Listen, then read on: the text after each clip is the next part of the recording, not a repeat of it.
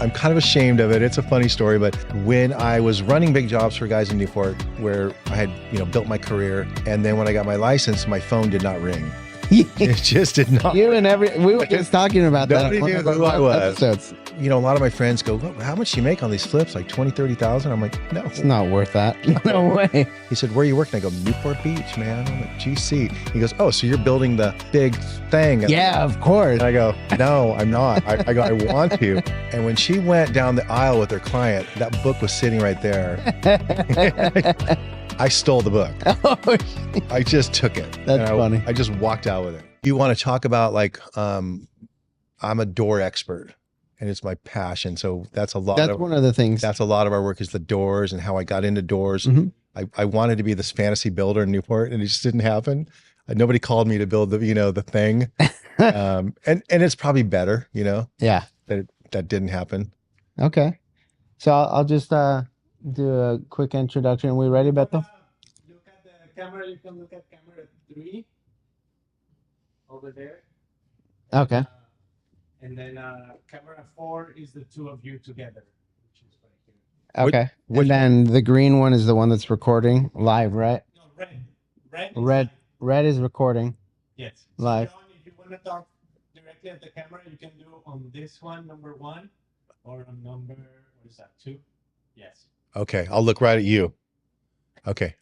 And you prefer Johnny or John? Johnny. John's my dad. Yeah, Johnny is what I I think. don't have my glasses on, but I can see you. All right. All right. So, Johnny, welcome. Johnny with 28 Coves. And I am happy to have you on. We've talked a couple times in the past about some projects that I never got around to getting started on that with you. But one of the big things that I wanted to talk to you about in a little bit, and again, this is like a casual type of conversation, nothing crazy, but was specific to your specialty, your niche. But before we get into doors and all that world, because it's interesting, every trade is more complex than anybody really thinks about. Like if you really know it, there's a lot of intricacy in the detail, right? But I did want to get back to a prior conversation we had, which was, kind of flipping and what your background was and what you've done. So as we progress to that, can you start off with where you started from? I think you were in Newport. Yeah, I actually grew up in Costa Mesa, up the street here in Mesa Verde. Okay. My parents did really well. My dad was a defense contractor and my mom was bored. And so she and I started flipping in the mid to late 80s. Okay. She was super passionate about it. She was like a little wannabe, designer. And I was like fresh to the trades. And so instead of taking payments, she would just buy me any tool I wanted. That's fun. So I was kind of like, I was a step above an apprentice and I had like crazy good tools. And the older guys were like, where are you getting all this stuff? Where are you getting these nail guns and all this stuff? So that's how I kind of got started. In the early 90s, I was watching like a Sunday morning, news show, and Warren Buffett was on, and they were talking about investments. And one of the guys said, "Hey, what about flipping homes, Warren?" And I just sat right up, And they said, "What do you think about flipping homes, Warren?" He goes, "Well, ask me, how many homes I've flipped." And they said, "How many homes have you flipped?" He said, "0." Yeah. He goes, "Because that's a great job for a contractor with a handy wife," and that just stuck in my brain. Interesting. Because I realized, for me personally, we have to do all the work ourselves. Mm-hmm. We have to show up and get dirty, and immediately we can chop the trees down. We can shag up the property. We can do the haul away. We have the energy to do that. We're not afraid to do it. Yeah. Would I rather be golfing or surfing? 100%. But it's a way we just immediately save tens of thousands of dollars. And the quality's there. You can monitor it a lot better and more efficiently with Right. They're not demoing the wrong things. Yeah. When it comes to demo, we still do way too much of the demo ourselves, but it just somehow works out. And my wife's not afraid to get dirty. I'm not afraid to get dirty. That's so cool. Our kids, our two sons aren't afraid to get dirty.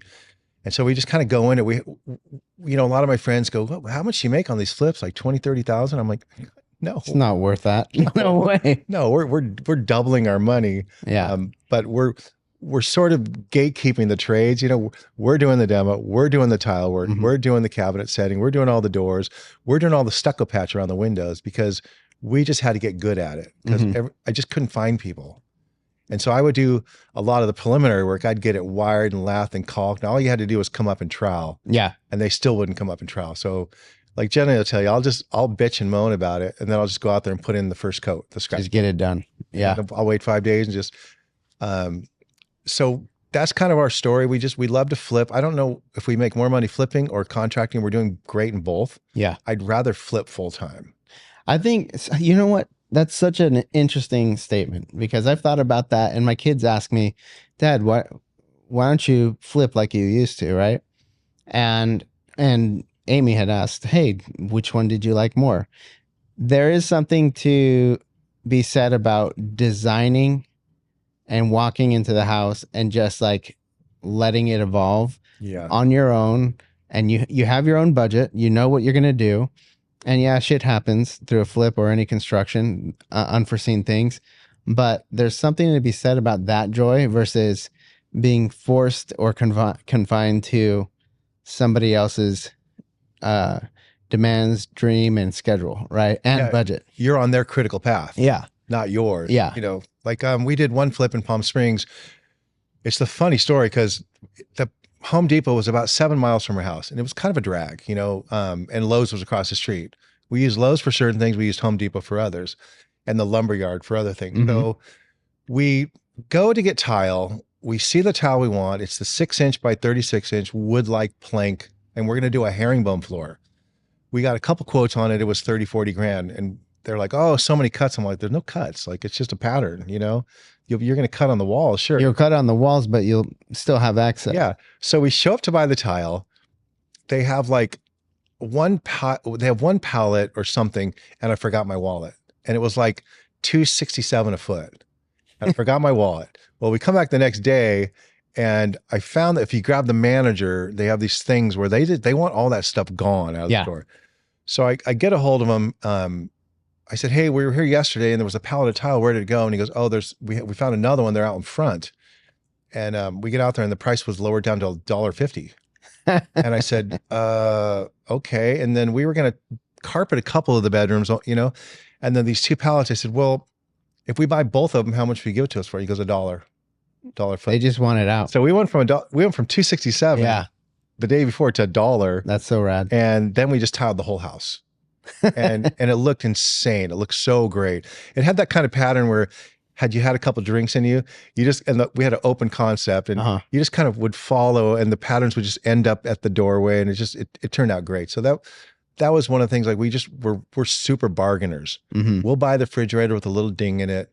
We'll buy the return stove. Yeah. We'll buy the tankless water heater that's been opened and we'll make a big stink about it. We're like, well, this thing's been opened.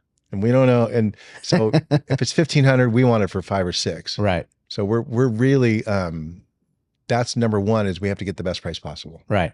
And I do that as any flipper. Yeah. And I do that in my contracting business too. Right. We have like 3 or 4 really great hardwood suppliers. They all know we don't use them all the time. So we're spending about $250 a year right now on hardwood for these houses in Newport and San Clemente and Corona del Mar. And we just, we're like, hey, cute price, but we're calling the guy in Valencia. You know. Oh, wait. Hold on. Yeah. Let me see what I can do. Yeah. Or they'll give us a price and we'll tell them, yeah, no, these other people were 4,500 less. They go, well, we could have worked. I'm like, well, wouldn't you have just done that from the get-go? So we're pretty staunch about that. Okay. Like, got it. We're friendly, but we're in business. Right. And Jenny's really in business. Right. She came from the corporate world. Oh, so the contract says this, that's what's happening. Yeah. And for her, numbers pop off the page. She will find what's going on real quick. Yep. So let's take that into consideration when you're working direct with a client now, right? How much do you charge for a door install? So right now our client is a GC. Okay. So we're getting whole house packages. And the way we price our doors, everything's 8 foot now. Yeah. They're all 8 foot. They're all heavy. they do this thing where we say, okay, we write in our contract, when all the doors are on site, we will show up and install. Correct. You don't want to do it before because you got to come back, and people don't understand there's a freaking setup fee if you don't, and they bitch at you when you're like, oh, well, you didn't do anything. Yeah, but and my guys lost a day, we lost money. And 3 big houses in a row, they've called us and said, yeah, they're here, and we get them, there's 13 there. Yeah. And there's 22 missing. And they're like, well, you could have done some of those. You're just like, okay. Like, dude, we're not efficient that way, right? We're not efficient that way. Yeah. So we typically have like a sushi menu, and I kind of gatekeep my prices, which a lot of the younger guys in the trades, they're kind of they're butthurt about that because they want us older guys. They want us to give them our knowledge. Sure. Then they also want our pricing. Yeah. And I'm like, but your overhead's not my overhead. Yeah. Well, that's the difference is like you have in-house versus this person doesn't, or this person might say that door is not the same as that door. Like you said, 8-foot doors, right?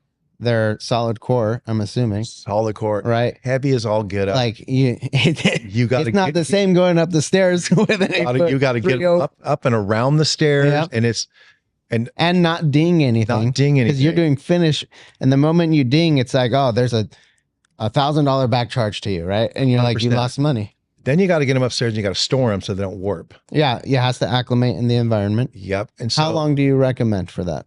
We like to get them on site like a week before you do anything. Same as flooring. And then the way we store them on edge, and we screw them to a piece of plywood.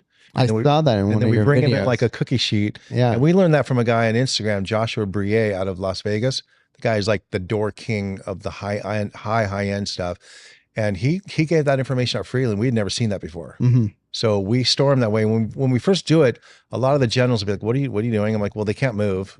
Yeah. They can't go anywhere. You don't want them to warp. So then typically, like a typical 8.0 door install, the problem is there's so much service associated with it. A lot of the door jambs go in before drywall now. Then they wrap the drywall around it. Then we hang the door. The hardware's not there yet. So yeah, that could be still 16 weeks out for all we know. Yeah. So we give them a comprehensive price of all the way through cutting door bottoms for flooring. And that's typically about $600 to $800 an opening. And, that's coming back, servicing, installing hardware, each one. Yep. Yeah. Yep. So there's 4 easily now, where before you had just hang a pre-hung door, right? That was the way to go. Now, when I first started, I'm kind of ashamed of it. It's a funny story, but when I was running big jobs for guys in Newport, where I had built my career, I'd been in the trades 10 years. I was running jobs for guys from start to finish, and then when I got my license, my phone did not ring. It just did not. We were just talking about that. Nobody knew who I was. Episodes. So I was like, shit. Okay. So then I started calling all the GCs I used to work for and go, can I do your finish work? And they're like, please come, because that was kind of I was a great framer, but I was a really great finish carpenter. Well, we all are. And so I started that. And I'm on my second or third home, and I go, well, I'm going to get my truck lettered. I just got my contractor's license. I'm going to get my truck lettered with my company name on the door, et cetera, et cetera. And I go to this guy in Costa Mesa, Joe Girard. He made me so much money because he said to me, he goes, okay, you're GC now, a B license. I go, yep. I'll put that on your door because you have to by law. And he said, where are you working? I go, Newport Beach, man. I'm a GC. He goes, oh, so you're building the big thing. Yeah, of course. And I go, no, I'm not. I go, I want to. He goes, well, what are you doing? I said, I do a lot of doors, trim and hardware. He goes, you're the door specialist. And on my tailgate in cursive, he wrote the door specialist and my phone number. And my phone rang off the hook. Smart. Because you would be behind me in traffic and you'd be like, hey, this is Travis, Easton Design. I have like 32 doors to hang. Boom, boom, boom. Then I put an ad in the Penny Saver, and it was $200 a week. And there was one other guy that was doing doors. And $200 a week in the 90s was expensive. Yeah. It was, but I was doing 100 doors a week. And I had two full-time guys. They were kids, and I brought them up, and all they could do was door trim and hard. They didn't know how to do anything else. So one day I called that guy. I said, hey man, I'm the guy that we're the only 2 guys under the door category. I go, what do you like to do? He goes, front doors and French doors. I go, I hate them. Dude, I hate I hate sliders. I Yep. hate French doors. Yep. And front doors suck, man. Because you're gonna have to do stucco There's patch. so much work to it. Yeah. And he said, "Well, what do you like to go interior doors?" He goes, "Let's swap." Yeah. So we had cornered the market between he and I. So he and I would get together once a week, go to lunch, whatever. And we'd on the phone. And back then we had answering machines, right? Mhm. So first thing I do would come home, kiss the wife, hug the kids, go to my little back office, and answer like 15 calls. And I just had a piece of paper, 17 doors, 23 doors. And back then everybody was changing out the flat panel door to the shaker or the colonist. Yeah. Everybody was doing that. Yeah. So that went on and on and on until I didn't have to do the advertising anymore. And then I started getting just massive custom home one after the other. And I really just whittled it down to I'm doors, trim, and hardware. And the trim could be whatever. You know? It could be all kinds of craziness, but we just kind of, and with the trim, we just charge by the lineal foot. We came up with the lineal foot price. And now this is where I'm a little embarrassed, but this is how I came up with my pricing. I was at Home Depot one day and I had to order a door or something stupid. And I asked the girl, they had a brand new installation department where they were hiring guys like you and I to go out and be a vendor for them. And I asked her a couple of questions about pricing, and because she had a pricing book in front of her and she was helping a customer. And I asked her a couple of questions and she goes, "I can't help you with that." I said, "Okay." And when she went down the aisle with her client, that book was sitting right there. I stole the book.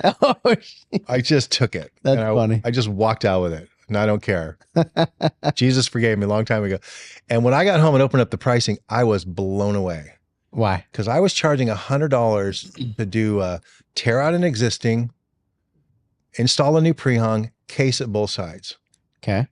And they were charging $175. Yeah, I was gonna say pre-hung. Yep. Is about it was about $1.75 up until not that long ago, but you know, depending on who you go with. So immediately I said, well, they're Home Depot and I'm not. So I went to 200. Yeah. And then they had all kinds of pricing to throw away the door was $20 a piece. And my helper and I would just cut them up and chuck them in the truck and then take them to the dump. No problem. Yeah. Versus a truck full of doors. And then they had a price for deadbolts. They had a price for 3 hinges. They had a price for 1 3/4. So I just came up with a sushi menu. And then it worked for a long time. And at one point I found a locksmith on a big Newport job, and he had somehow come up with a boring jig, and he was putting in a deadbolt. And I said, "How much do you charge for that?" He said, $250. I'm like, okay, well then that's what for the jig or the install? To the install. For the deadbolt? Yep, because we had the jigs. Yeah. I go, okay, well that's what I'm charging now. So, I mean, that's kind of what you got to do as you learn and grow. My dad used to tell me when I was a kid, I mean, I was working since 9 years old, straight up. I probably worked with him a little bit more than I was in school. Yeah. Because I was always getting kicked out. Yeah. But he would tell me his way of getting bids. One was he would get a job from a client and they'd ask him for an estimate. He'd call up a handful of contractors, ask them for pricing, and then he would be somewhere in the middle. Yep. And you got to start somewhere. If you don't know what to charge, you just hope you don't lose. Yeah. And I do what's called stick figure estimating. We put it up on the board, and Jenny and I will walk through like how many man hours it'll take. And we have to be careful because we're owner operators, right? And we're highly motivated. Yeah. And we're fast. And even though I'm my age now, it doesn't matter. I don't have any ailments. I don't have bad knees, bad backs. There's times when I want to go surfing instead, but I'm just like, so my pace is fast. Yeah. I walk to the truck fast. I walk back fast. I bring everything up once, everything's on wheels. Whereas, it's not the same with when you hire somebody, they're out on their phone, they're looking. That's what's hard about managing. Because I have like 5 really good friends that do the same thing as I do. And 3 of them are like 2 levels above us. And we're doing a lot of the 10, 20, $30 million homes. They're doing the 50 and above. And one of my friends is doing a $95 million house in Crystal Cove. And I've been to the house because one of the kids that worked for me, he's a project manager for Hill Construction. Darren Udaley is just a great kid, and he's a 40-year-old now. And he took me there, and I like over the top, and this was gross. It was so over the top. It was just so flashy. It was 2 indoor pools. Oh, that's one on top of the other, and one was glass bottom with skylight, so that all that light filters down. So it was just too much. And my buddy's doing the doors there. And it's just too much, you know. Like, what are you even going to do with that? Yeah, I guess it's a spec house from a hedge fund guy, so they'll sell it to some sheik or something, and Sure, it's crazy. But and I lost my train of thought. I don't know where I was going with that one. I'm just thinking about the parties right now. That's all. Yeah. So now I'm at a point where I just bid on a job in Newport the other day. Got highly recommended by a door supplier, which is, dude, when That's the best. When your supplier starts referring you, you feel good about what you do. You just can't do enough for them. Yeah. Because I'm the type, I'll buy rounds of golf. Yeah. I'll buy them $200 to $500 gift certificates to dinner because they're just giving me so much work. Well, out of the blue, we get a call to go up to Newport, brand new, huge modern home. A couple of partners, one's an architect, one's a builder. They've got this little finance team behind them, and they're running around up in Newport, tearing homes down and building these massive ones now. And these are 10-foot doors that sweep the ceiling. They are special jams from Italy, Eclise jams. The hardware comes in its own cute little box. It's full mortise. They're buying the doors not from Eclise, which is a bummer because Eclise, the doors come pre-mortise with the hinges, pre-mortise for the lock. It's all set and ready to go. Very good system. They're the flush doors that flush out with the drywall. So I had to give them a price to modify it. We're doing all that machining. Yeah. And it came out to $2,700 an opening in labor. And they're just like, bro, how? I go, well, it's 3 of us, full-blown journeymen. There's 2 of them are coming in Sprinter vans loaded with Festool equipment. They are the shit. And I'm pulling up, same. It takes 3 of us to install it. It takes 3 of us to do the jam. It takes 3 of us to do the doors. And how many man hours? We don't tell them that part. Okay. We don't tell them that part. Fair enough. But there's there's 30 doors in this house. It's a little over 80 grand in labor. Yeah. It's a good one. And I gave them the price the other day and they said, put us on the schedule. Just like that. Good job. Just like that. And that's a fun one. Our jobs typically now range around 150 to 250 because we're doing the ceiling work. We're doing crazy wall features in every room from the design book from the designer. So that's a typical job for us nowadays. All finished millwork. Whereas when I was JWF Builders, a typical job for me was 15 grand, 18 grand, 23 grand.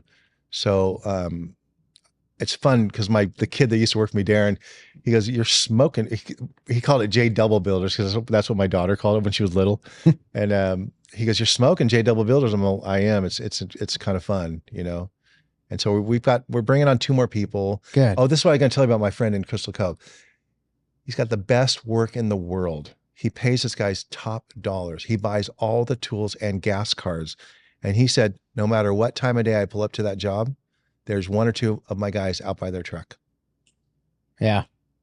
Doing, it hurts. I had to go get my other tape measure. Yeah. I had to go get that other square, or I had to go get, and he's like, dude, just work. That's why I have to be on every job site because I just demand, like, if you come up and tell me you want 52 an hour, I'm okay, fine. Until we find out different, until I find out you're probably more of a 65 an hour guy, or maybe you're more of a 45 an hour guy, but just work. Yeah. It's all you got to do. It's not the same now. I feel like because we have TikTok and Instagram and they're on their dating sites and they're just on this thing the entire time. Yeah. It burns you out trying to manage that too. They say the average attention span now is like an hour and a half. Oh, I don't have that. And I don't think I ever did. So if you're a guy like just routing away and they're really saying it's like an hour and a half. And I'm like, so I'm really conscious of being like, not being an HR nightmare. So at break, I'm not going to talk to you at break. I'm not going to talk to you at lunch, but break is for going to the porta potty, not going on break and then going to the porta potty. Yeah. Not going to lunch and then going back up to your truck. And so that's what's nice about having 2 of our sons work for us is they're invested because we pay them well, and they're part of the profit sharing, and they know it.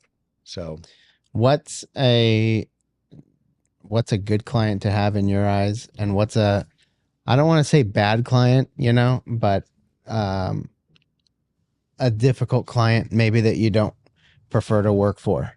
We're just about to fire a builder, and we're going to break up with them because last week we got 2 checks in the mail that were big.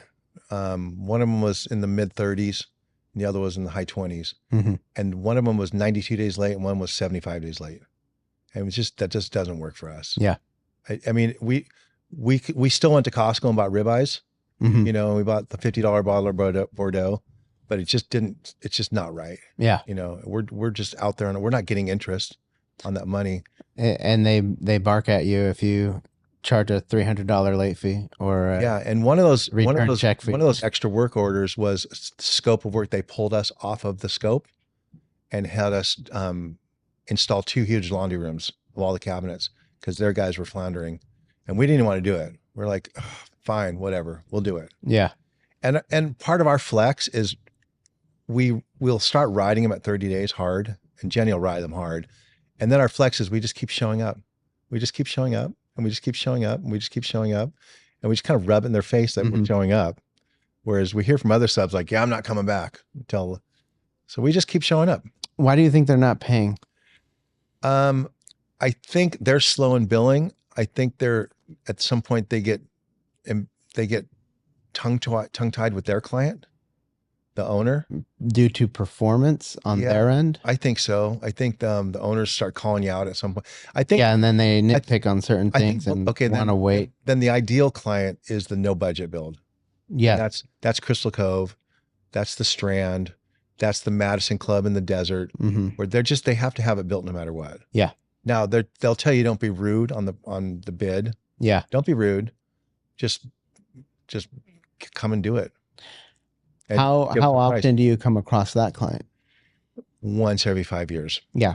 I was saying on this the other day, and you know, that's the dream client that you're like, you know what? Yes. And at the end of the day, if they'll ask for more and you don't even care if you charge half the time. Yeah. Just because they bill on time and they're appreciative. Like it's a million years ago, but I was up at a custom door shop in Santa Ana. I was picking up a nice order, and there was a good looking dude sitting in the chair, sitting next to, you know, the owner of the company. And that guy was tan. He was buff. He was gooch, right? He was just like Laird Hamilton. And he looked at me like, you know, I was presentable. I wear nice shorts and I wear polos and I got nice boots on. I pulled up in a nice truck, and he sees the doors I'm picking up, and my buddy Steve that owned the shop, he goes, yeah, Larry, you should talk to this guy about hanging those doors.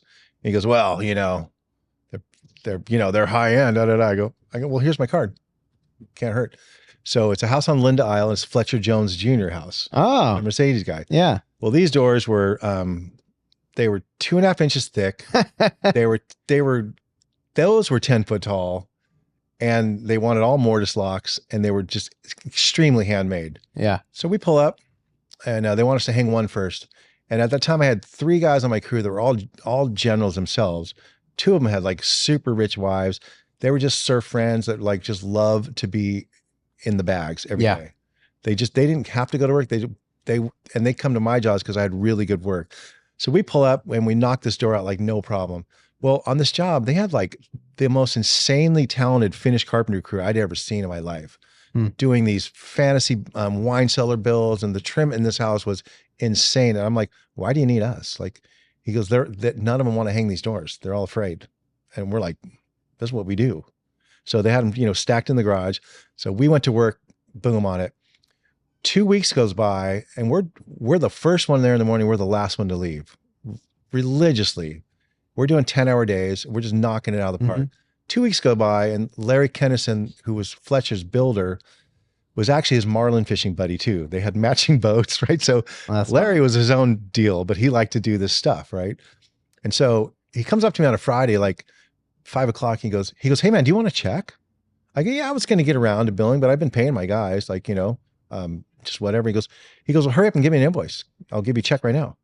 I go, okay. And this is a number of years ago. So I go, okay, you know, 4 guys times, you know, 10 hours a day each, times 2 weeks at 65 an hour. I give him the bill, and he looks, he goes, this is bullshit. I'm not paying this. And he rips it up, and he goes, try harder. I go, okay. He goes, because nobody else out here is charging that, if you know what I mean. Yeah. He goes, try harder.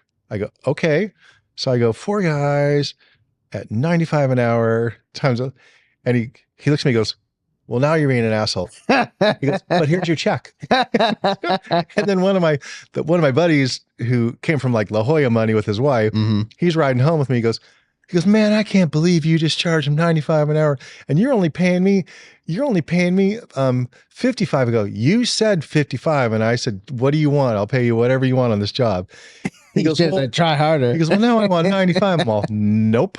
And I ended up bonusing everybody up. But forever, my friends were like, I can't believe he charged 95 an hour. Like, I go, dude, they had a money problem. They needed to spend it. Yeah. And they needed to write some stuff off. Yeah. And at the very end of the job, they were so pumped on how everything was going to, and at the very end, we're on these little stools putting on hardware.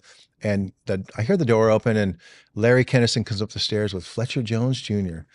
And he comes up and he's just this handsome dude. And Larry goes, hey, Johnny, I want you to meet Fletcher Jones Jr. And I go, hold on a second. And I look at my buddy, Alan. I go, hey, Alan, you want to meet a rich snobby guy? And Alan looks over, he goes, no. And I look at Larry, I go, sorry, we're not meeting anybody right now. we just go back to work, right? That's and they just bail. They go down the stairs. 20 seconds later, the door flies open.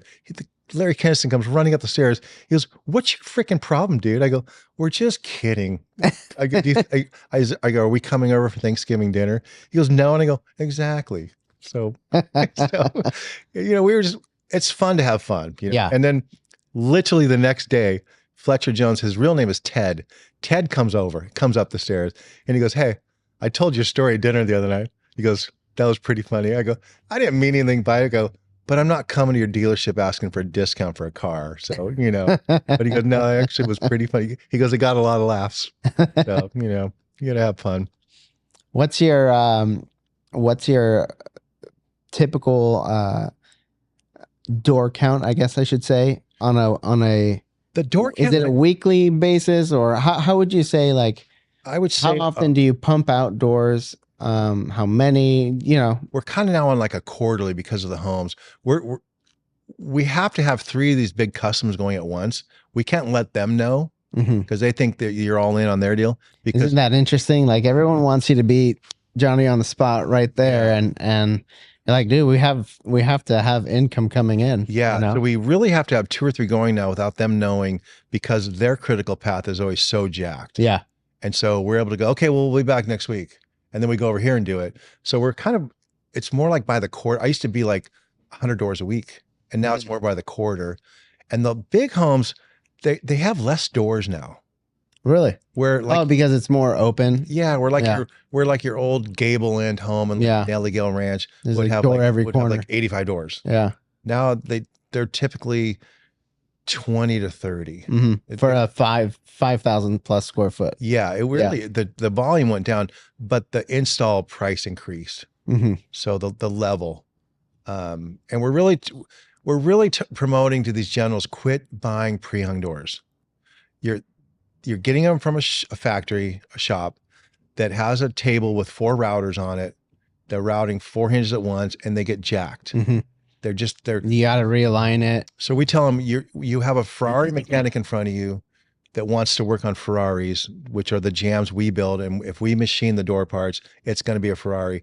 If you are asking us, the Ferrari mechanic, to work on a Mustang, we can only make it a Mustang. Okay. So we tell them a lot of these door jams we have to put in before drywall. So they wrap right up so it's nice and clean and flush. So we tell them, and they have this hard on about wanting to buy the doors. And every time they do, they jack the order up.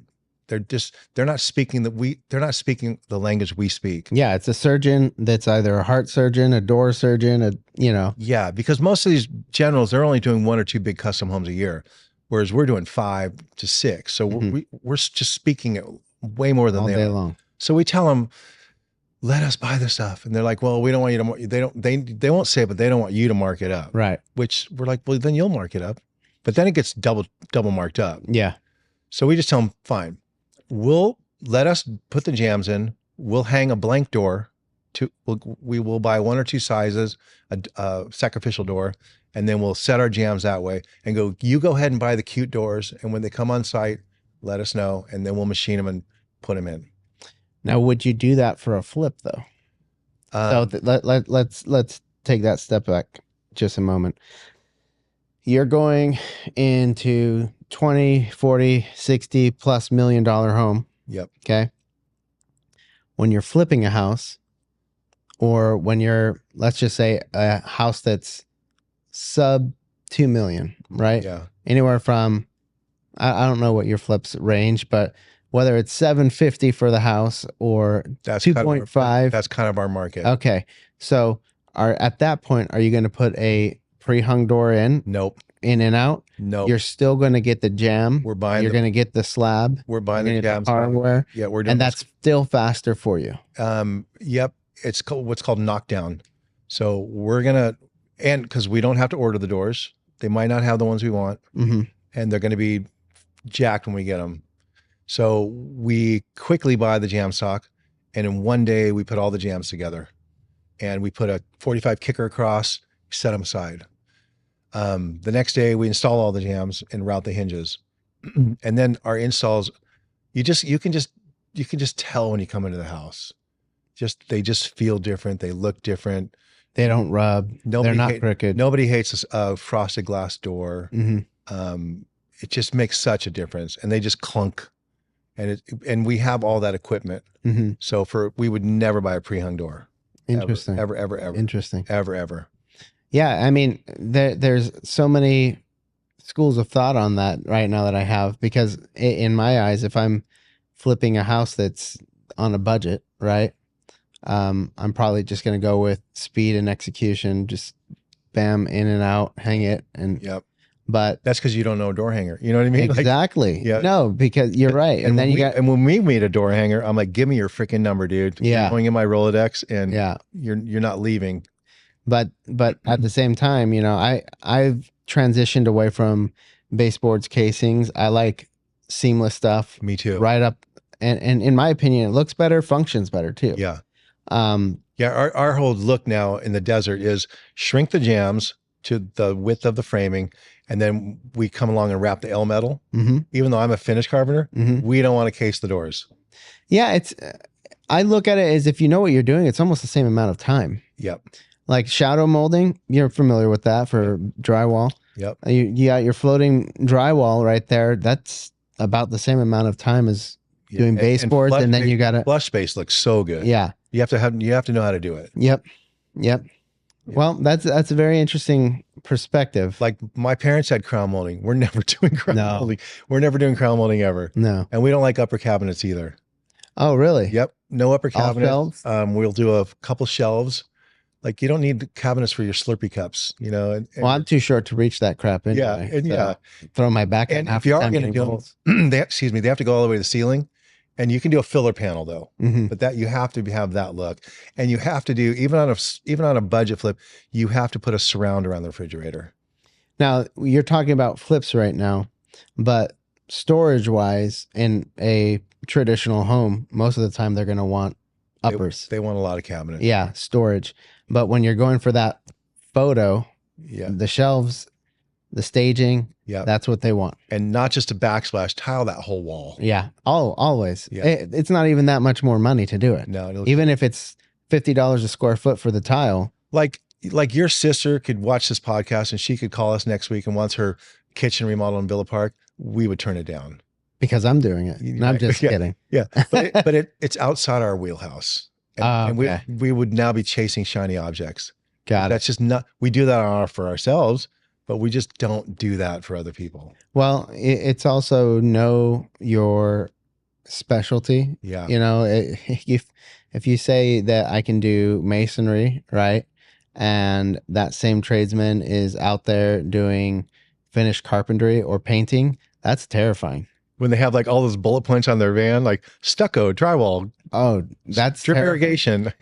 Like, it's one thing if you're a general contractor and or a designer and you're doing all that stuff and you have your specialty, right? And you have your subs that you line up and do all that other stuff. But when you have, like you said, just guy with a truck and it's got all those things on it, and you're like, I don't know if that's going to really be a good job. And back to the start of this conversation, when I got my B license and the phone didn't ring, I'm glad it didn't. I didn't have a system. I didn't have any subs. I didn't have the admin in place. I was just a dude with a pickup truck. That's a good segue. What is a timeline, in your opinion, for that to take place? That learning curve when you're starting for the first time, and obviously you fail a handful of times, or at least once. Everyone has to that's still in the game. But what's that learning curve look like? How long does that take? I think you can jumpstart it by having a degree in construction management. I think you can jumpstart it by coming from working for a GC where you were a project manager and I wasn't. Yeah. You know, I could pretend and say, oh yeah, I could do that. And, you know, a little bit. Yeah. So I think it takes 10 years, you know, of trade experience, unless you already have your degree in business management. Then you worked for, let's just say you worked for your father-in-law running his construction company for a couple of years. Then now you know all the subs. Because if we've tried to do remodels in the last couple of years, the people that I know, they're subs, they're like, don't call me again, dude, until you just don't. No, they don't want to work with you. They don't want to not get the bid. They don't want to give me another bid and not get the job. And I wouldn't even ask them. I'd feel horrible. Yeah. Just because, you know, I didn't get it. Yeah. You know, and they have to call and go, hey, I didn't ghost you. We just didn't get the job. Yeah. Yeah. And that sucks, especially now, you know, I wanted to ask you in this time, you know, 2025 mid-year, obviously work kind of gets handed to you, right? But for a lot of other contractors and just individuals that market quite a bit, I know you do social media quite often. I've looked at it. It's great. Thank you. How is business lately? Because I have friends in all trades, you know, pools, everything. And everyone has slowed down tremendously. I've got suppliers that are saying, you know, their industry slowed down quite a bit because people just aren't moving forward. It's not that they don't have money, or maybe they don't, but contracts are just slowing down. It's, you know, it's pretty historical in this presidential climate we're in right now. Right. And I told all my friends, I've told them over a few cycles, and I said, when Trump gets in the office again, we're going to have for this. But at the end of that, it's going to go rocket to the moon, and you better have your system in place. Yeah, exactly. But like right now, the one builder that we've done 3 brand new homes in a row for, which we're blessed and grateful for the work, our portfolio, we haven't even buffed out our website yet. Yeah, I was going to say for the things that you've done, we really there's your website could show a lot more. We really need to, like, kind of, Jenny and I need to hit that at the end of this year, like during our cool off period between Christmas and New Year's. That's when we kind of reinvent ourselves and go back to the whiteboard. But that same builder, the guy has like 10 big customs in the works right now. We bid on 3 more and we didn't get them. And I just called him one day and go, dude, like, just give us the work. Like, you know, we can do it. Yeah. I don't know what your deal is, but he's super weird on the money end of things. Yeah. And so we're like, okay, whatever. And one that we bid on a golf course, Marbella golf course, big, huge house that this client has gutted. And they told us that he's a billionaire, sold his company. He sold one company for $250 million 4 years ago, started another one immediately, just sold it for $1 billion. So he's gutting this house. They want all these crazy false beams. They want all this crazy rift wide oak doors. They want all this crazy, crazy, crazy. We give them a price. They just sat on it forever. Never move forward. And then the guy, their project manager, he's new with them. He called me the other day. He goes, okay, we want to revisit. They're going to have 4 of the doors made by somebody. And can you revise the price a bit? Da, da, da. So I called him like 2 days later. I go, so I looked at it. The price is actually the same. Just like, because I really don't want to do it. Yeah. Now I don't really, it's been in the house. The whole thing it's kind of prickly, and it's kind of a pain in the butt. It doesn't pass the smell test. Yeah. We'll talk about that next. So I'm just like, yeah. So business is great. Back in the day, there was a seminar I used to go to. Business is great. Life is wonderful. People are terrific. And you would leave it with the bumper sticker. It was kind of like a Tony Robbins thing before Tony Robbins. Love Tony Robbins. Me too. If you get in my car, we're listening to Jim Rohn, and people are like, dude, we have to listen. I'm like, yeah, we're listening to Jim Rohn for 30 years straight. Yeah. Because if you just do it. Yeah. And do it. And you know, one of my best friends, he's a freak about it too. And so Tony Robbins was taught by Jim Rohn. Jim Rohn was taught by Earl Nightingale. Earl Nightingale was taught by Napoleon Hill. Napoleon Hill was taught by James Allen, and As a Man Thinketh. Mm-hmm. So I tell the young guys, if you just listen to it As a Man Thinketh and just do the right thing, it's all it takes. Yeah. It's all it takes. Now, I did lose some business the other day, and I'm okay with it, but I get a call from a friend who is like 3 levels above us. He's that guy in Crystal Cove as well that does the no budget. Mm-hmm. They just hire them. They have a shop in San Clemente that these 2 brothers took over from their dad. Their dad's about 5 years older than me, and I knew their dad. Their dad would never bring me on. His projects were just gnarly. Like he's gnarly Charlie. I was just kind of gnarly.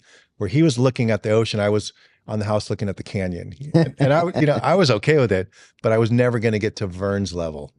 I knew it'd take a long time. So his son Danny calls me, goes, "Hey, I've got these people up in Lido or up my butt. Will you just go up there? They have a construction manager. He's going to call you. He's not a contractor. You'll deal with the homeowner, but they want like this fireplace mantle, just kind of remodeled and a couple windows trimmed out." I'm like, okay. I go, it's weird, but just because of you, I'll go up there. Because I kind of want some of his overflow for sure. So I go up there, and it's not just mess with the fireplace mantle. It's 23 doors. It's base and case the whole house, and it's trim out 30 windows. Yeah. And I give him a bid, and it's like 78 grand. Yeah. So I call my buddy back and I go, "Dude, it's 78 grand. Like, do you want it back?" He goes, "What?" He goes, "I would have sent my B team up there." He goes, "But I hate my B team and I hate my A team too right now. So good for you. Knock your socks off." So a week goes by, they have my bid, and I gave him a quick estimate because I don't want to put it on proposal. Right. That's a whole nother 10 hours. That's another conversation on top of that. You know, Yes. it's so interesting how people say, "Well, send me a real estimate." No, the estimate is what I just gave you. Does it work for you? Then we'll go to the contract. I don't want to waste my time. Yeah. Like that's hours. Yeah. And people don't get that. Like they expect you to do that for free. So then he called me. So I bid it at, it was rehanged to existing jams. And I went after he left, I got to stay and measure. I put my square up on every jam. They were squared. And my jig matched their jig.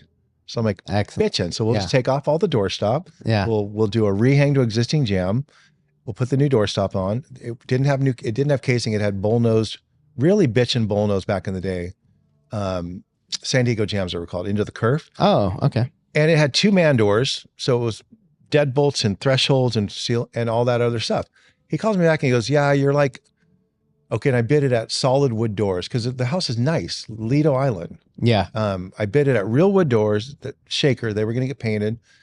That I knew that was one price, and the other price was for paint grade MDF. About double, right? Yeah. Just in the doors. And I told him that. I go, "It's a nice house. I don't know you. You haven't told me any parameters yet." Calls me back, goes, you're like $4,500 more than this other guy. So they're going to go with this. They're going to go with this other guy. I go, okay, hold on while we're on the phone. And I get my construction master calculator out, and I quickly did the deduction to the MDF. I go, well, right here, I could be $3,200 less If you just went with the MDF route. pre-primed. Yeah. And is that what they? And he goes, "Oh man, I didn't know that." I'm like, okay, it's fine. It's fine. So, but that's also why you don't want to go through all that work. Well, how did I become highly referred? Yeah. Give them a price and not get the work. Well, you're not even, I don't care what world you're in, what trade, what project scope it is. If you're highly qualified, highly referred, and you're a $4,500 difference between anything, that to me, that's a no-brainer. This is Lido Island. Yeah. So then I quickly realized, oh shit, they inherited the house from their parents. Oh, they don't know what things cost. They don't know what things cost. Yeah. They're doing a little refresh. Yeah, they're Googling it. They don't want to. They don't want to blow their Pilates money and, right. and his golf money. Yeah. And I quickly got that idea.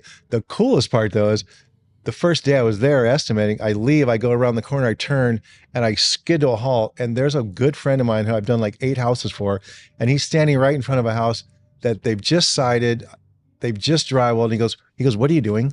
I go, "Estimating a house around the corner." He goes, "Get in here and take some measurements and do this job for me." That's awesome. And I went, love it. Thank you. So that one I got. So when it worked out. When I lose a little, and he just says, "Just give me your normal prices." Yeah. And that's it. So, But losing the one kind of stung because it was single story and it would have been fun, super easy. Yeah, in and out. And I took it kind of personal. I'm like, dude, we got referred by the number one guy in the world, like that. You know, and you're just construction managing, and who is it? Is it your parents' house, your sister's house? Or like, what is the tie-in here?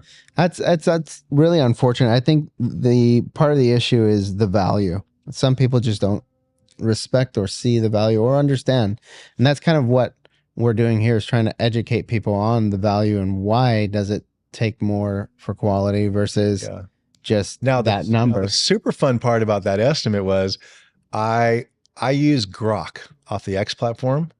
What's that? GROK is their AI. Okay. I don't use ChatGPT. Grok is superior. And Jenny, my wife, her sister Angela is the chief marketing officer for X. Okay. She's a big deal. She was chief marketing officer at Hyundai. She's like a Fortune 500 lady. She lectures all over the world. Like Angela she's a star in the corporate world. So she taught me how to use Grok. So I went on Grok and said, help me with this estimate. Newport Beach house. You know, I gave all the parameters. I said, here's the price I came up with. And Grok was like $1,800 difference for me. Mm-hmm. So I was like, oh. And then then Grok spits out not only take off everything. Then it spits out like what to say to them in a phone conversation, how to present the bid. Then it spits out 2 pages of how to install the doors. So you could that's awesome. You could have just printed this out and like handed it to like your new guy. Yeah. And it was like, we were laughing so hard about it because it's like, okay, I mean, we didn't need that part, but that's pretty cool. But it started out with measure twice, cut once. Like it's just a whole. So, you know, I'm really big on that right now because anytime I have to write anything, I'm using Grok. Well, tell me about your sniff test, because we talked a little bit about estimating, right? And why you take this approach versus go all guns blazing and have the whole presentation. Because but when you're talking to a client for the first or even second time, sometimes it takes a couple meetings before you realize this is a red flag. This is a potential danger zone client or whatever. You have design in your name, right? Yep. Okay, so we are 20 Coast Construction and Design. Mm-hmm. We've just started doing this. We are experts at the termination of things, how things are going to die into everything else and how it really is going to play out. We love designers that have a real book. Yep. Now we're on a real job site and we get that design book and we tear out the pages and tape them to the wall of each room. Mm-hmm. When we ask them for shop drawings, they go, yeah, no, we don't do that. I'm like, oh, well, we do. And so our new thing going forward, we're going to start doing is we're going to ask for retainers up front for designing, for design fees. That's what I do. Because the minute they start asking me those questions and pull me away from my scope, now we're $250 an hour. Yep. And people that are above the 10 million have no problem with that. Mm-hmm. They understand it. People below are going to question it. Yeah. So and we got that from a girl on TikTok. She's like, oh, hell no. She goes, sometimes I'm 250 in a retainer in New York City. Mm-hmm. She's a big deal. And so that way we can just say, hey, 10 grand, just like your lawyer, anytime we're talking, it's 15 minutes, 30 minutes, half an hour, we'll log build it. According. And cool, let's go. Because is that kind of your sniff test then, to charge an hourly billed rate and say, if you're not okay with this, hey, we bill at $250 an hour, and if you're not okay with that, then maybe we're not a good fit? Or do you don't ask us questions? Don't talk to me. Yeah, that's how I am with everybody. Just to savvy employers. Don't talk to me. And we make it clear to the general that you are our client, not the homeowner that comes by all the time. Yeah. Tell him not to talk to us. Yeah. And I'll politely tell the homeowner, hey, that's cute. I have nothing for you. Yeah. You have to talk to you. And the guy the GC we've been building for, he was a huge builder. He was building schools and firehouses and universities. The guy was gnarly. He had a helicopter to fly from job to job. Yeah, I was almost there 5 years ago because I had so many jobs in Santa Barbara and in Orange County, and literally that was the conversation we kept having. Yeah. And he said they leased it for that, Yeah, honestly, it would have been worth it if we kept going, but we decided to take a different route. So he has 6 project managers underneath him, and he has 10 superintendents underneath them, and then he has like 16 assistant superintendents on. There's too many layers. Yeah. So we get mired in That's the mud. painful. Like, and we go back to the flip. Like when Jenny and I go and we want the 2x4 large format tiles at Floor and Decor, and they don't have our color, we go to the other color right now. Mm-hmm. We're there to get tile. Mm-hmm. So, okay, we wanted that color. That's fine. That color's bitching. Let's go. We don't have to go back to the client, wait a week, 2 weeks goes by. Then the supply takes 3 weeks. We're installing that thing 3 days later. Yeah. You don't have time to wait. No, It's not worth it. Exactly. You redesign like that. Yeah. So we're using a little bit of AI, which is kind of fun. I don't trust the estimating, but I mean, if I tell them my price and I type it into what AI is you're walking up to the world's smartest librarian, Mm-hmm. and you got to know how to ask him or her the right question. Mm-hmm. So you have to start with, I need help. Help me. And we do it for cold calling. Like we all know, you'll tell everybody, how did I meet you? Oh yeah. I'm a hustler. You saw a sign. I'm a freaking hustler. Saw one of our job sites. We live in a gated community, and anytime I see a job sign, I'm like, oh, who's over here? Yeah. I'm going to see if I can, sniff out a little work. And so I got your number, and I called you and said, hey, we're just trying to build a bond. Yeah. And put my name in your Rolodex. And it's funny too, like a lot of builders will, I know when they're small, they go, nope, I got a guy. I'm like, okay, well, you got a guy. What if he breaks his leg? Well, you don't want you never want another ever guy. have you got to have at least 5 guys in my eyes. In every category. Because 3 of them might be busy, 1 of them might no longer be in business, Yeah. and then at least 1 of the 5's got to be available within a time frame. Yeah, because on our flips, the only thing we really sub out is like our plumbing, our roofing, and luckily we have a plumber, Adrian. He's licensed electrician, licensed plumber, and licensed HVAC. That guy's got to be busy. He came from the commercial He better refrigeration be world, busy. and he's kind of a dreadlock mountain bike and cruiser guy. Okay. And his wife owns a salon in Yucaipa, and she does all the hot Latinas, and she makes bank. And Adrian, he cruises, Yeah. but he's so good at what he does because he's bringing 3 disciplines to the job.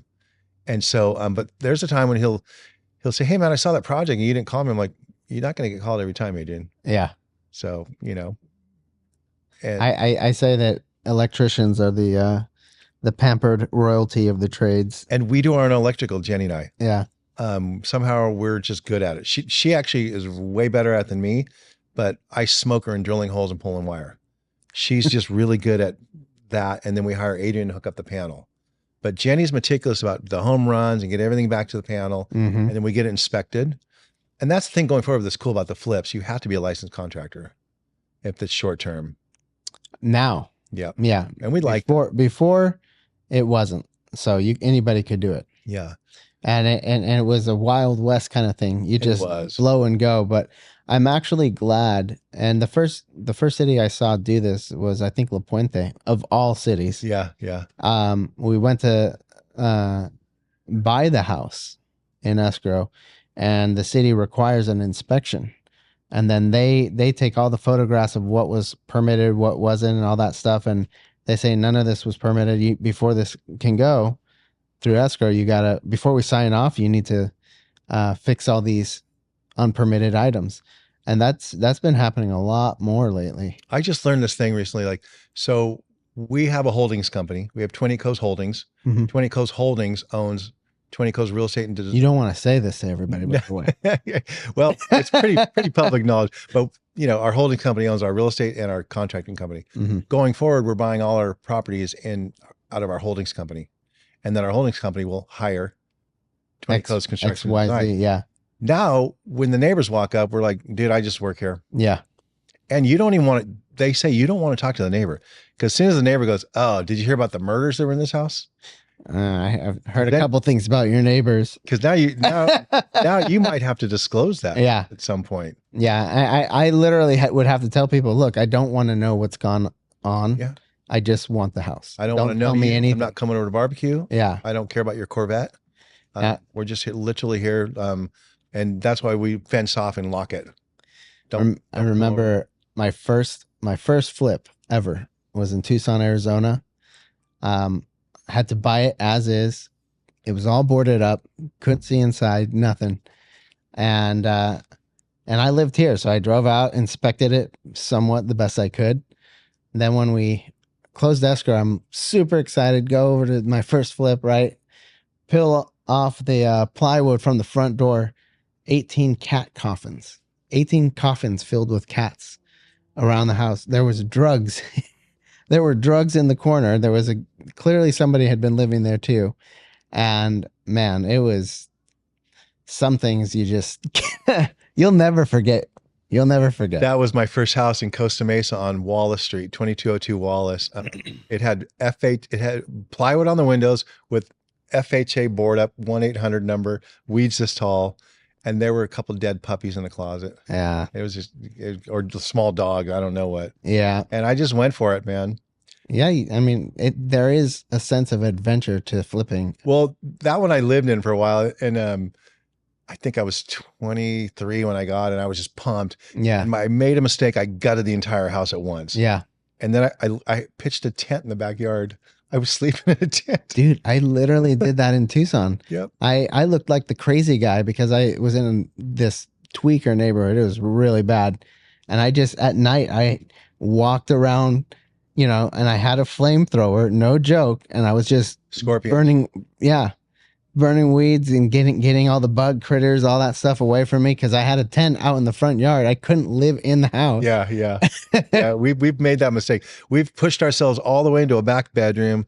We'll go find a free mattress behind Walmart in a trash can, and we're just like, what are we doing? We're just at the very You're living like a hobo. we keep moving to the back bedroom, and now we decided we're never going to live in a flipping it. Yeah. It's brutal, man. We're grown. It is brutal. But you have to do that. That's when I learned a car is colder than any other place, unless it's turned on with the heater. You have to do that, and I don't even want to put the trailer in the driveway. I don't want to be encumbered in any way possible. Yeah. I want to come up and rip it apart quick. And we'd like to do some fast flips. Yeah. How long does your average flip take? We've been doing slow. We've been doing we'll take 6 months. 6 months. Yeah. Well, it's a little different now. You're doing permits. Yeah. You're doing permits. Right? We would do 2 at a time. We did 2 in Coeur d'Alene, Idaho. Mm-hmm. 2022, 2023. Neighbors hated us. We immediately changed our plates to Idaho. And then we told everybody we met at Lake Elementary.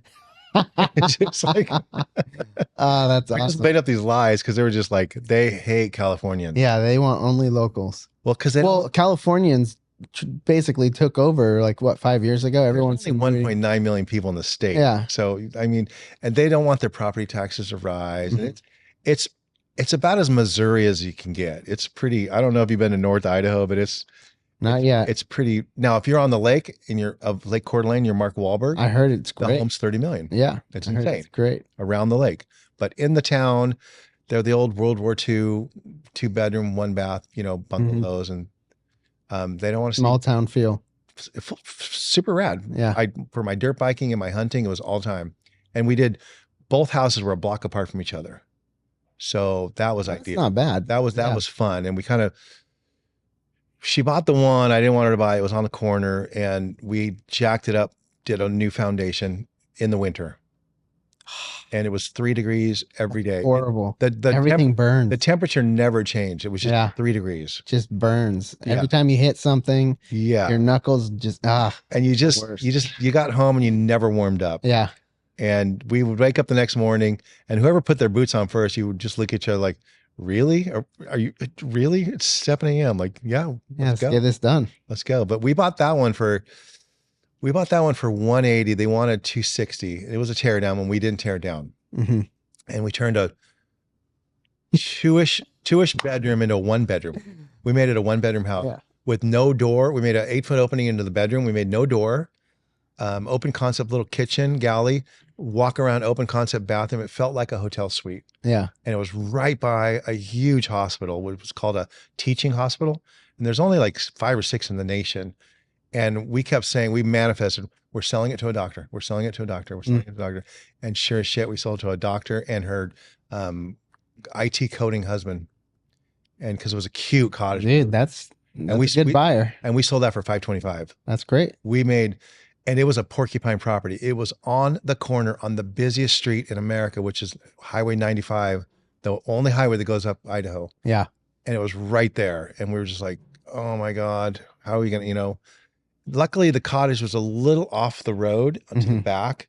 But it's got to be a killer house to sell in that kind of a location. Yeah, it was hard. Yeah. And we just prayed. And then the day we were in escrow, we just kept praying. And then when it closed, they kind of hung out that day and got the keys, and we had our trailer loaded up, and we're like, okay, we were just like, let's go.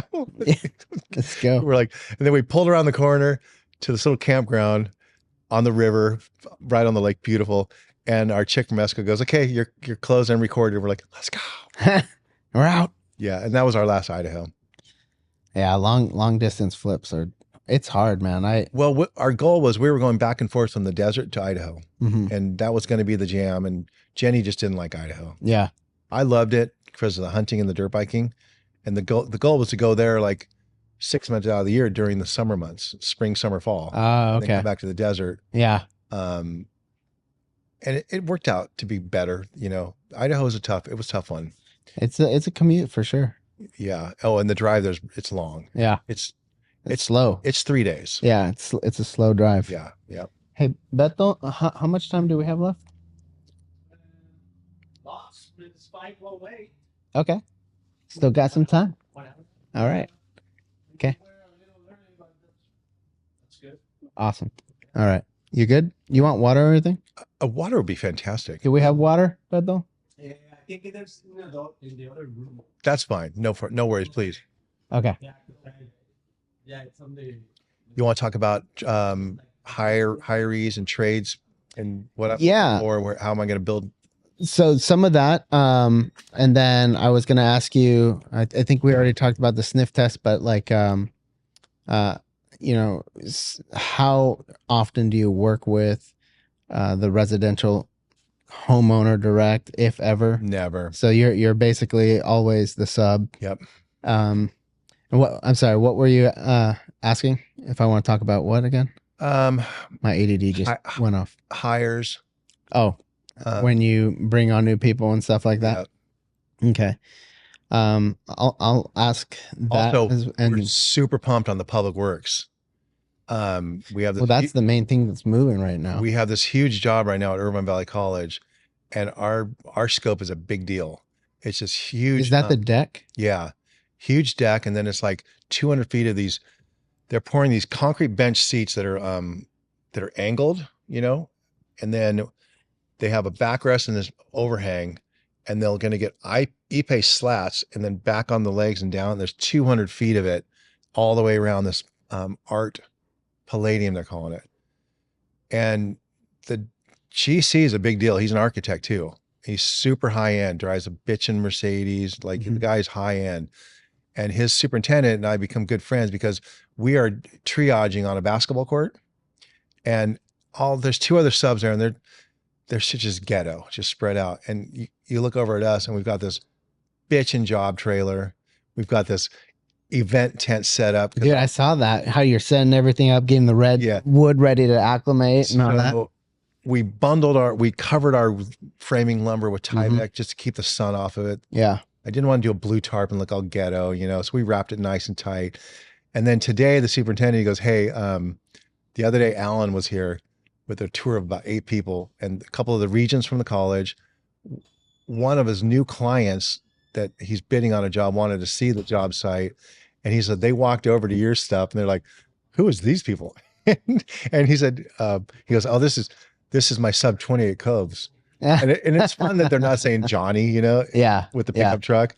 So, cause we're really trying to build this brand. So they just said, the superintendent said, he goes, he likes Gucci and he thinks you guys are Gucci. So we're bidding on a interior of a fire station right now. Oh, nice. And that's going to be a big one because there's a ton of cabinets and that we'll do all that stuff, the installation of all that product and the doors and the kitchen and we're going to do the entire interior. And, are you rolling? Okay. Yeah. And, so a friend of mine that does public works, he said, if you can swim across this first river and get to the other side, it's clear sailing. Awesome. Because the paperwork is daunting and Jenny is a master at it. So the one coming up, I hope they're not listening, but my buddy said, what you do is you're going to bid it kind of high, and then you're going to multiply it times 4. Oh, And you're going to turn that in. And if you don't get it, good. But if you get it, you might buy a condo in Maui. You know, that's awesome. You might get a matching G-Wagon like Jenny's. You know, you might, she has a silver. I saw that. You might get sexy. you might get the black one. You know? You might get that little 85 Target you want. You know, you might build a nice office somewhere and just keep doing. And we want to stay in our wheelhouse on the public works. Yeah. We want to stay with carpentry. Mm-hmm. We don't want to get weird and do anything weird and just, but I like that business to business. They're in business, I'm in business. We're doing B2B. Right. You know, over here, I'm dealing with people's bedroom. Yeah. And their kitchen. I mean, dealing with clients direct can be daunting for sure. It can be very stressful, and you can have all sorts of dynamics going on in that house. And sometimes it's just easier to deal with another contractor direct, and 100%. sometimes it's not. If they go under, and then you got to find your money and whatnot. Yeah. You were talking about hiring. How do you find your labor? And then before we get into that, I try mostly to do, right now I try to do word of mouth. I don't think putting an ad on Craigslist is a viable thing. For your in-house team? Yeah. For a carpenter. Is this? I don't think it's a good fit for us to do that. So I'm always looking. You're right. Yeah. I'm always looking for a referral. Yeah. What I have found, especially in the, you need to tell. Oh no. Twice. We got anything to. That's okay. I'm good. Sorry, coach. In the bathroom, there's like towels. All right. Thank Those you. lids are so weird. Yeah. Yeah, I was struggling with this for sure. Mouth's a little dry there. I found before we go into hiring, you mentioned ePay on the last job. ePay or Mangaris? ePay. Why is that? It was spec'd out. No, I'm saying, like, in your opinion, if you were to select the lumber, would you go with ePay, Mangaris, or ePay or? I haven't worked with Mangaris yet. I feel for the price point, they look almost identical. There's a little bit of a hue difference, but the price is substantially less with Mangaris, at least from what I've seen. Yeah, they called out for it on the scope, so we just had to. It's just so popular, everybody loves it, but it's only good for 1 year, and then you got to refinish it. You know. The power of social media is so fun because I met my little carpenter buddies from LA off of social media, and on TikTok the other day, a guy that does he does decks only. Yeah. Super nice Mormon kid. They all own businesses. Yeah. All the Mormons are good at it. Yeah. And they're nice people. Yeah. I get along with a lot of my Mormon friends. He reached out to me and said, hey, we would be happy to come up with you and help you deck that thing. And then I went on his social media, and they were doing everything we have to do at scope. They were painting the ends. After you cut them, you got to seal them immediately. Yep. They were putting a little eased edge with their router. They were doing the spacers with stainless steel screws. They were doing everything that we have to do. And I already met the kid. He came to my job in Carlsbad, and super nice family man, just got a passion for this, right? His shop is in Oceanside. I said, would you come up to Orange County? He goes, oh, look, 100%. I said, well, it's a public work job. He goes, I've done a bunch for the city of Vista, San Diego, and Del Mar. I go, okay, so you know the jam. So he might lend me a couple of his guys. The prevailing wage right now is $78.80 an hour, which is fine. We bid it. We knew going in. And you never asked, but our current labor rate, we bill and bid a little differently, but we bill at $125 an hour. We were at 96, and that didn't just come out of thin air. We put on a whiteboard last year everything it takes to run our business for a year. And then we divided that by 2,020 working hours a year, because that's what it is. And it came out with a figure that was, I think we were $51 an hour to run 28 codes for 1 hour. Then we attach all our labor to that. Yeah. and then we came up with 96 an hour. Yeah. And now we've adjusted that to 125. We think it'll climb to like 150 And that's per man. per man. Yeah. And we really can't hire anybody under $33 an hour, because at $31 an hour, we're paying $16 an hour on top of that for workman's comp. Correct. So we're like, shit, if we get up to above 33, if we get up to 38 and 40, it goes down to 6. Well, there's a threshold. Yeah. Because the more experienced, more money they cost, the less the workers' comp costs. Yep.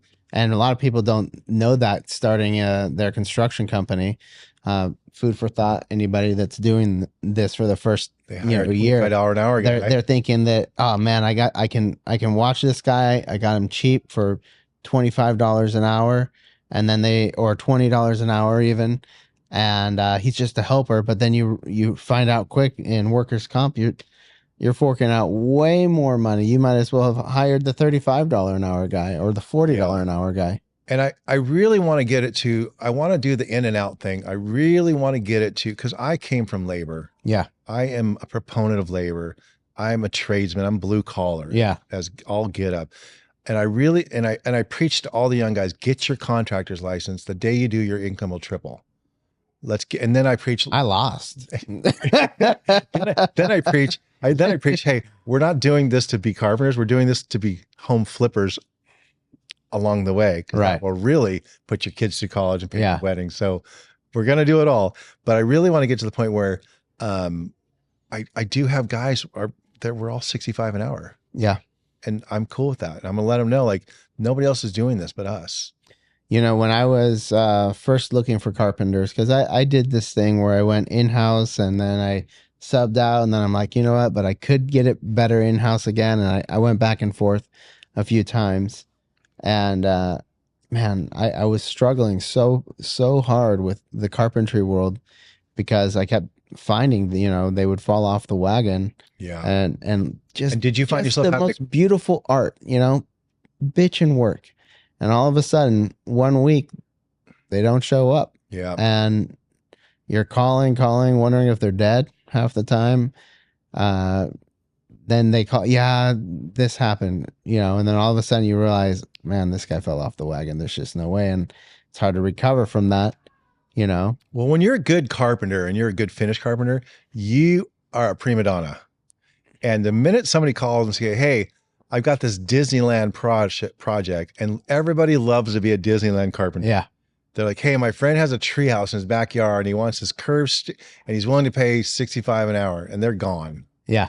Well, that's the other thing. They run for whatever, the grass is greener, and then they run out of work, and then you're like, well, dude, you want me to bring you back, but you bailed out on me when I needed you. Yeah. Did you find yourself having to hustle to find work to keep them busy? Well, I think that's any business owner in general. But yeah, and then you had to balance, was that the work that you wanted to chase? Yeah. Right? Because some of them, like you said, they want to build something that's great for Instagram.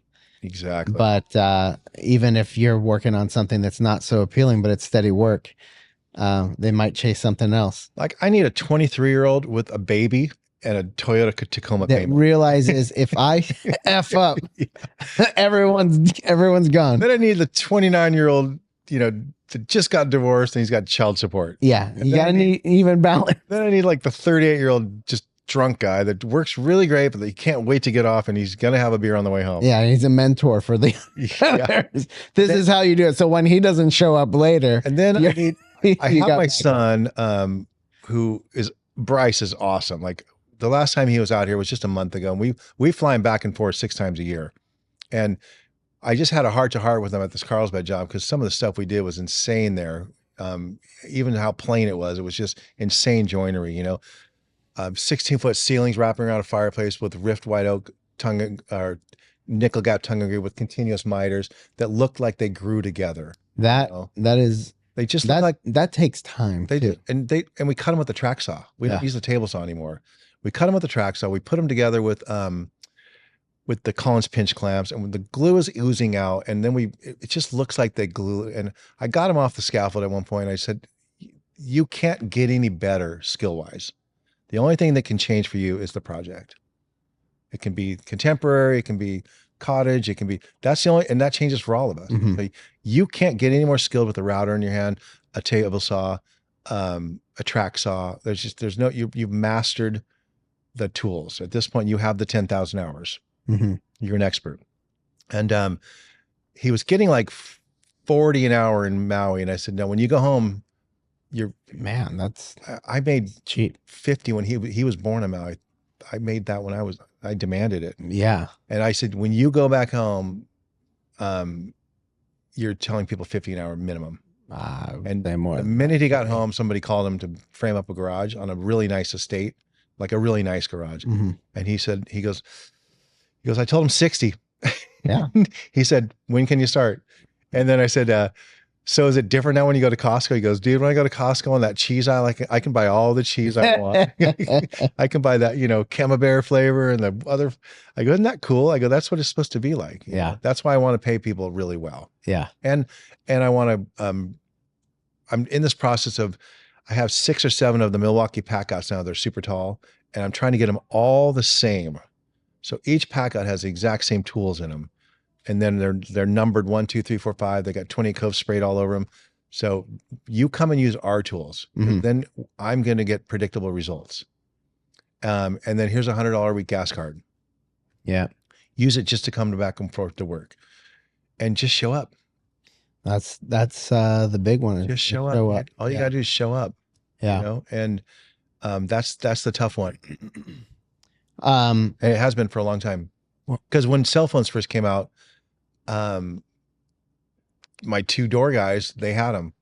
And my favorite thing on payday on Friday was to write them a paycheck for 36 hours. And they go, what do you mean 36 hours? I'm like, well, you went to 7-Eleven, you were gone for an hour and a half. Yeah. You were on your phone trying to sell your surf shack in Costa Rica. He goes, well, I got to get it sold. I'm like, well, you're on my time. You're on my time. Yeah. So and they're like, well, I need 40. I'm like, well, you should have worked 40. Next week, work 40. Yeah. And then I turned them into piece workers, and I was paying them by the lineal foot to do molding. I was paying them $1 a foot, and I was charging like 7 or 8 at the time. Yeah. The minute they got on piecework, they were showing up at 6 and leaving at 6. And they were making like 400 a day, and they were kind of breaking the bank for a little bit. It was weird. Yeah. So do you feel like piecework is the way to go? Because I do personally. If I'm I'm on a contracted budget as well, and your 40 hours was really 32 hours or 36 hours. Yeah. I feel like, and they show up too. That's the other thing. Like they're like, okay, we got to bust ass right now and get this thing done for it to even make sense. Whereas if it's by the hour, they just milk you. They just milk you. So do you do by piecework now? I will going forward, especially with trim. I'll just tell guys. That shit can take forever, man. I'll especially pay you custom. I'll pay you so much per lineal foot. But even doors? Doors I'd pay by the opening. Yeah. And that's why I make sure the guys are licensed. Mm-hmm. So then they can come and swing the doors for me. I can put the handles on in my golf clothes. You know what I mean? Like I'm cool with that. Yeah. I'm cool with like playing a little bit of that guy coming up in my career. Yeah. I'll come up and I'll put on the handles. I'll bore all the holes, A handful of years ago, I used to show up in shorts and flip-flops. People would always comment, what are you doing? And I said, I'm wearing my steel toes, man. Yeah. Yeah. So you were talking about, I started this thing back in the day, and it used to piss off a couple older guys that worked for me. I had JWF Builders t-shirts, mm-hmm. and then I had Dickies shirts with a patch on them, American flag on the sleeve, and my company name. And I'm like, here's the uniform. I'm like, I'm not wearing them. I'm like, yeah, you are. Because those gardeners across the street, their shirts are tucked in with a belt, and they look good. Mm-hmm. They're in green and green. And you're over here in a Jimmy Buffett t-shirt? No.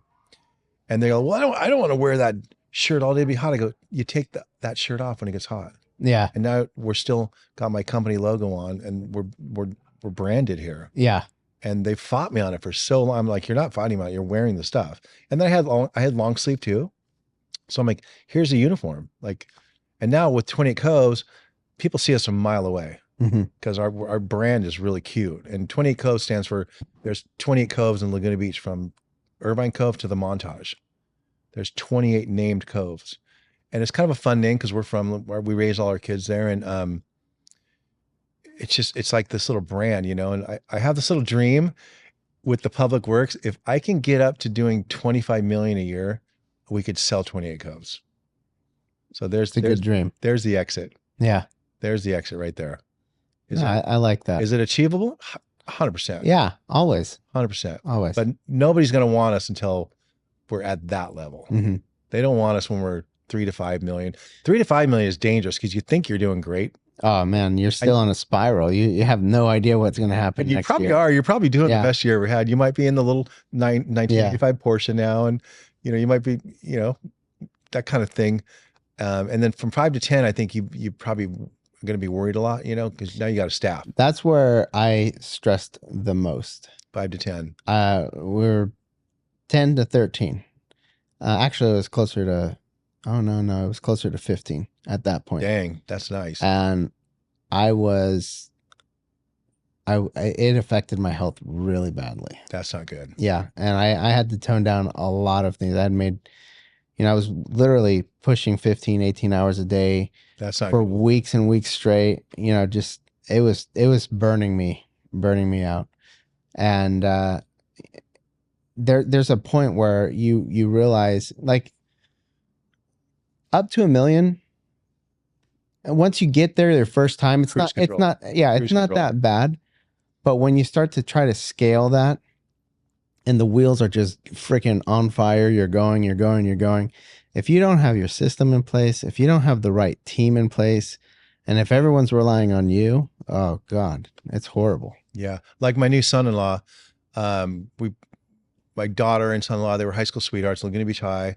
They both played volleyball. My son-in-law played at USC and a little bit on the Olympic team. He's kind of a big deal. A great kid, got his master's from USC Marshall School of Business. Works for Oracle. He's cruising in the junior account executive program. I think he's now an account executive. Mm-hmm. He's getting there. And I really see Cole coming on board. And like, I know he knows nothing about the construction industry, but he knows a lot about that other stuff. Yeah. And he could really help us. Yeah. Because I just got a lead too from a guy that, it's funny. Like I'm not, it's not beneath me, but I asked this younger dude, he's in his 40s. I asked the guy to mentor me because he's doing hotels and building apartments on Maui. He's doing hotel remodels in the desert. And I go, that is what I want to do. I've done that before. I've done the doors, trim, and hardware on 2 hotels in Vegas where I took 30 guys there in the 90s, and we did 3 weeks on, 1 week off. And I told the younger guys, I go, save every penny you make. Okay. The other guys we were camping out in Henderson with this giant tradesman camp. It was crazy. And everybody got along, and they were easy up. There was those event tents. That's kind of cool. There were barbecues and couches, and you just, you pitched in, and there was a cooking rotation, and these are like the family guys. The rest of the crew stayed in town and went, where. Oh man. And they would like, well, I'll just make it up next week, No. So what I like is massive amount of work at one address. Give me a 40-unit apartment building. Let me remodel that for you. I am happy as can be because I'm just pulling up to one parking spot over and over and over. And when I make that phone call to order a toilet, it's 80 toilets. It's not just one. It's the same phone call. Yeah. I only dialed once. Yeah. Just give me 80. Give me, 80 tankless water heaters. Give me.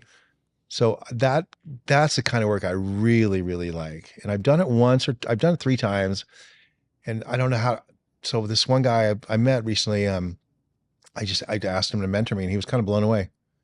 He goes, I was going to ask you to mentor me. I'm like, no. I said, I don't aspire to be you. I aspire to get to the next level. And I need your help on XYZ on how to get there. Yeah. On how to get there. I have no clue. Do you feel like the design side of your business, because you've implemented that, do you feel like that's going to help? Is that scalable for you? I would like to, because that's an easy one. We don't have to dig a ditch. Well, we don't manual labor wise, it's a totally different world though, right? But the scalability, because I can hire that A student that's great at all that CAD. So that's not in-house though. Well, or some of it can be. I think he would sub that out. I think he would. I don't want to say the word Fiverr, but I think he would just find a. Oh, that's a bad word. We don't use that word here, by the way. That was when our real estate days. We're gonna bleep that one. Yeah. This is the signal. For that. But I think at some point at 28 Coves and Construction Design, we would have an in-house designer. Okay. And we would have an in-house design team, because if you came to us pre-construction, we could really help you with the doors trim and the wall paneling and the wall features and all that. Yeah. Because that's the language we speak. Now, we don't have to make all that stuff. We don't have to have a wood shop. We don't aspire to have, we aspire to have a little shop so we can do some stuff. Mm-hmm. We don't want to have a full-blown wood shop. Mm-hmm. We don't. I made that mistake. And that's, you asked a while ago, if my guys were, if we were struggling keeping them busy. And there's at one point I had sold, this was a handful of years back, not even that long ago. I think it was 58 kitchen renovations for that year that I sold. That was on top of all the other things. Holy smoke. And again, this was just me going out, closing the deals, designing it all in here, bam, shotgun. And I'm doing the design work, all that stuff. And it was brutal. It was brutal because half the stuff couldn't start.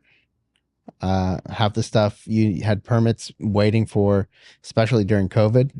We had permits locked up for 9 months, and my guys are sitting there in the shop and just fiddling around. All this equipment you bought. Yeah, I invest tens of thousands of dollars just to be able to cut wood. And the wood's sitting there and it's warping because we were ready to go and now the job stopped, or we're waiting on this and, or this jig isn't even available. So we got to make our own and figure out, it's just doing your own shop you have to have mass production for that to work. Every friend I ever had that had a shop, they lived in the loft. Yeah, that's basically. And when you went to pick up the thing you ordered from them, the TV was on and they were playing Frisbee with their lab. And I'm like, dude, you would just work, bro. Or they just got back from mountain biking because all my friends had shops in Laguna Canyon. I'm like, yeah. I'm like, dude, why are you living in a shop? And they would remodel the loft into an apartment. It looks badass. Just to scam the system, Yeah. And they just could never get shit done. Yeah. So I just go, okay, I don't want to do that.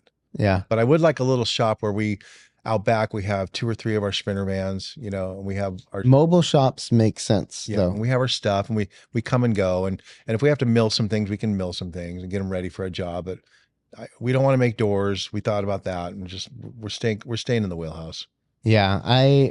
What we were trying to accomplish, because we were doing ADUs, we were doing kitchens, we were doing bathrooms. So we were ready to pump things out, and it kind of just spiraled because there was either too much all at once and not enough skilled labor, or they would again fall off the wagon, or this, and they're great, but when you can't keep everybody that's great busy, they got to find work somewhere else.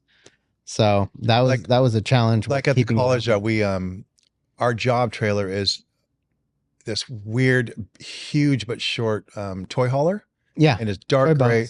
You've probably seen a picture. It looks like a SWAT vehicle. It looks pretty bitchin', man. I like it. And in the front, in the Vinos, we have wraparound kitchen cabinets. Yeah, and with a countertop, and we have a real refrigerator. We have an oven in there. And our goal on jobs like that, provide lunch. We're making lunch. We don't want you to drive away. We don't want you to leave, because if you leave, we know what you're going to go do. You know what's interesting? We know where you're going. Yeah, you're going to the bar or something. Yeah. You back in the day, I think it was 1920s or somewhere around that era, coffee breaks weren't a thing until the women that were making a lot of the uniforms for soldiers and so much, they were working at home a lot, and they were getting burnt out.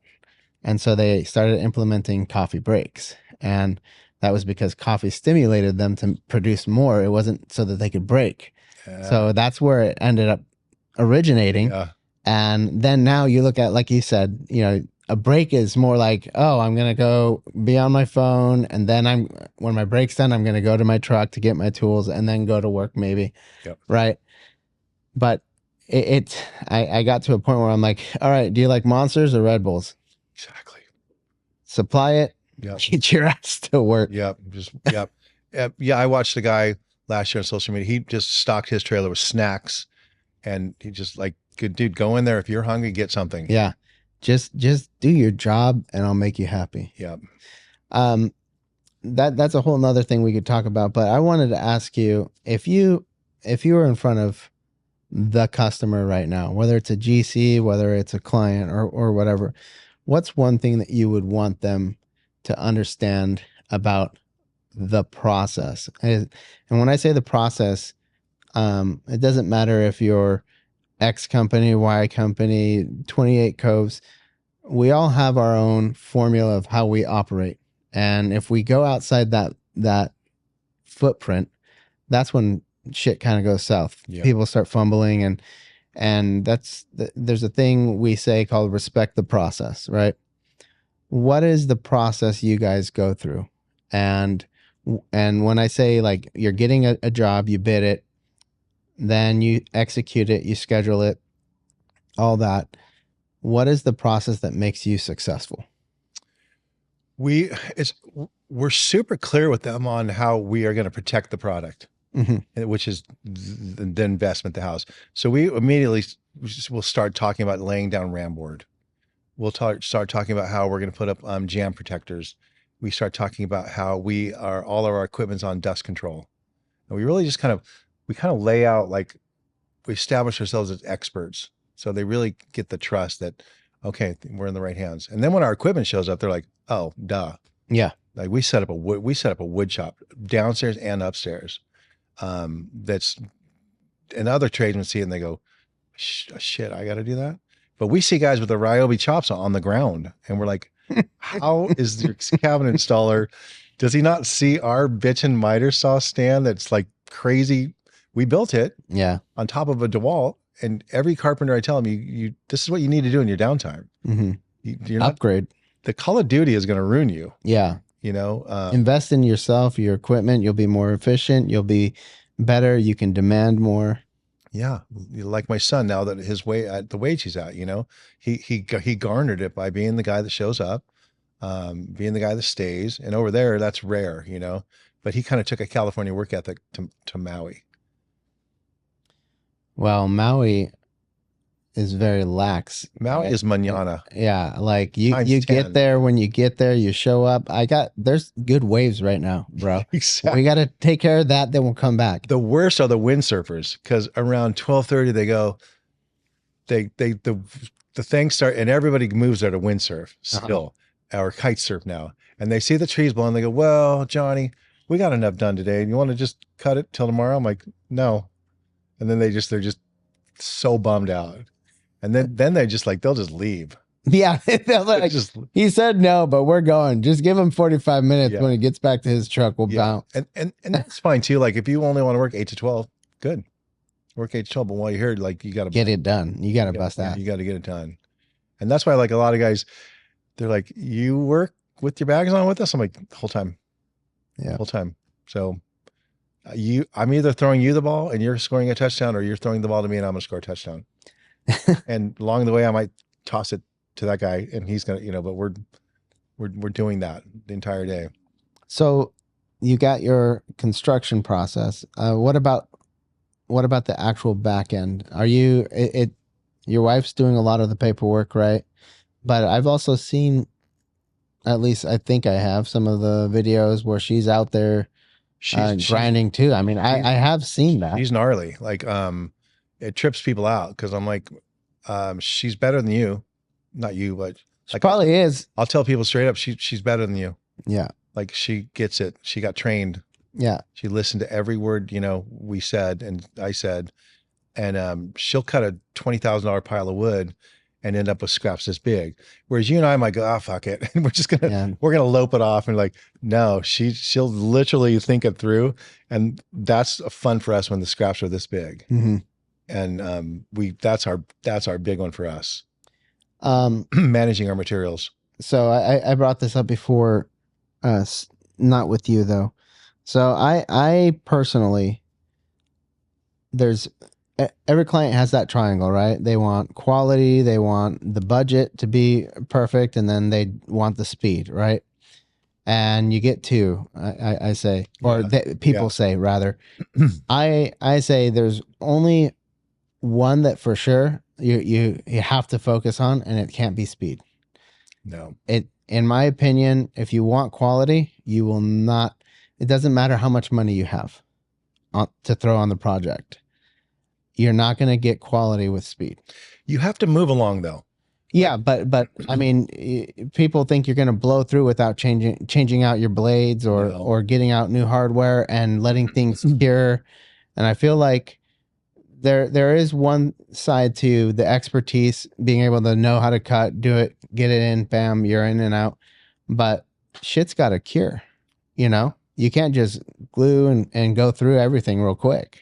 Like we talked about the Disneyland carpenter, they want to cut some wood, glue it together, sand it, then they want to blow the dust off, stand back, take a sip of coffee, and go, yeah. And I hired this guy back in the day, and he was about my age now, and he was good. He came recommended, and it was a 4-story house in Laguna, and I put him, I forget what floor I put him on, but I had Justin on one floor and I had Jason on another, and so I got the guys, we all got set up at the same time in the morning, and it was a brand new day. So by lunch, this guy came down or came back up to the main floor, and I go, how'd it go? He goes, great, man. I got 2 of them done. I'm like, I go, okay. Dude, then, I boil up so bad when that happens. I go, okay. And then I look at Justin, and he's just like, the kid was like almost pro soccer player from Huntington Beach, pretty tatted up before task. And the kid was like, drove a 64 Impala. Kid was like, had style. Yeah. And Justin had this little way of looking. He goes, how many? And he goes, 2. And he goes, laughs. The guy goes, why? And I go, how many did you do, Justin? He goes, I did 8. And then I go, Jason, how many did you do? He goes, I'm on my 9th. And then I had done like 10. Yeah.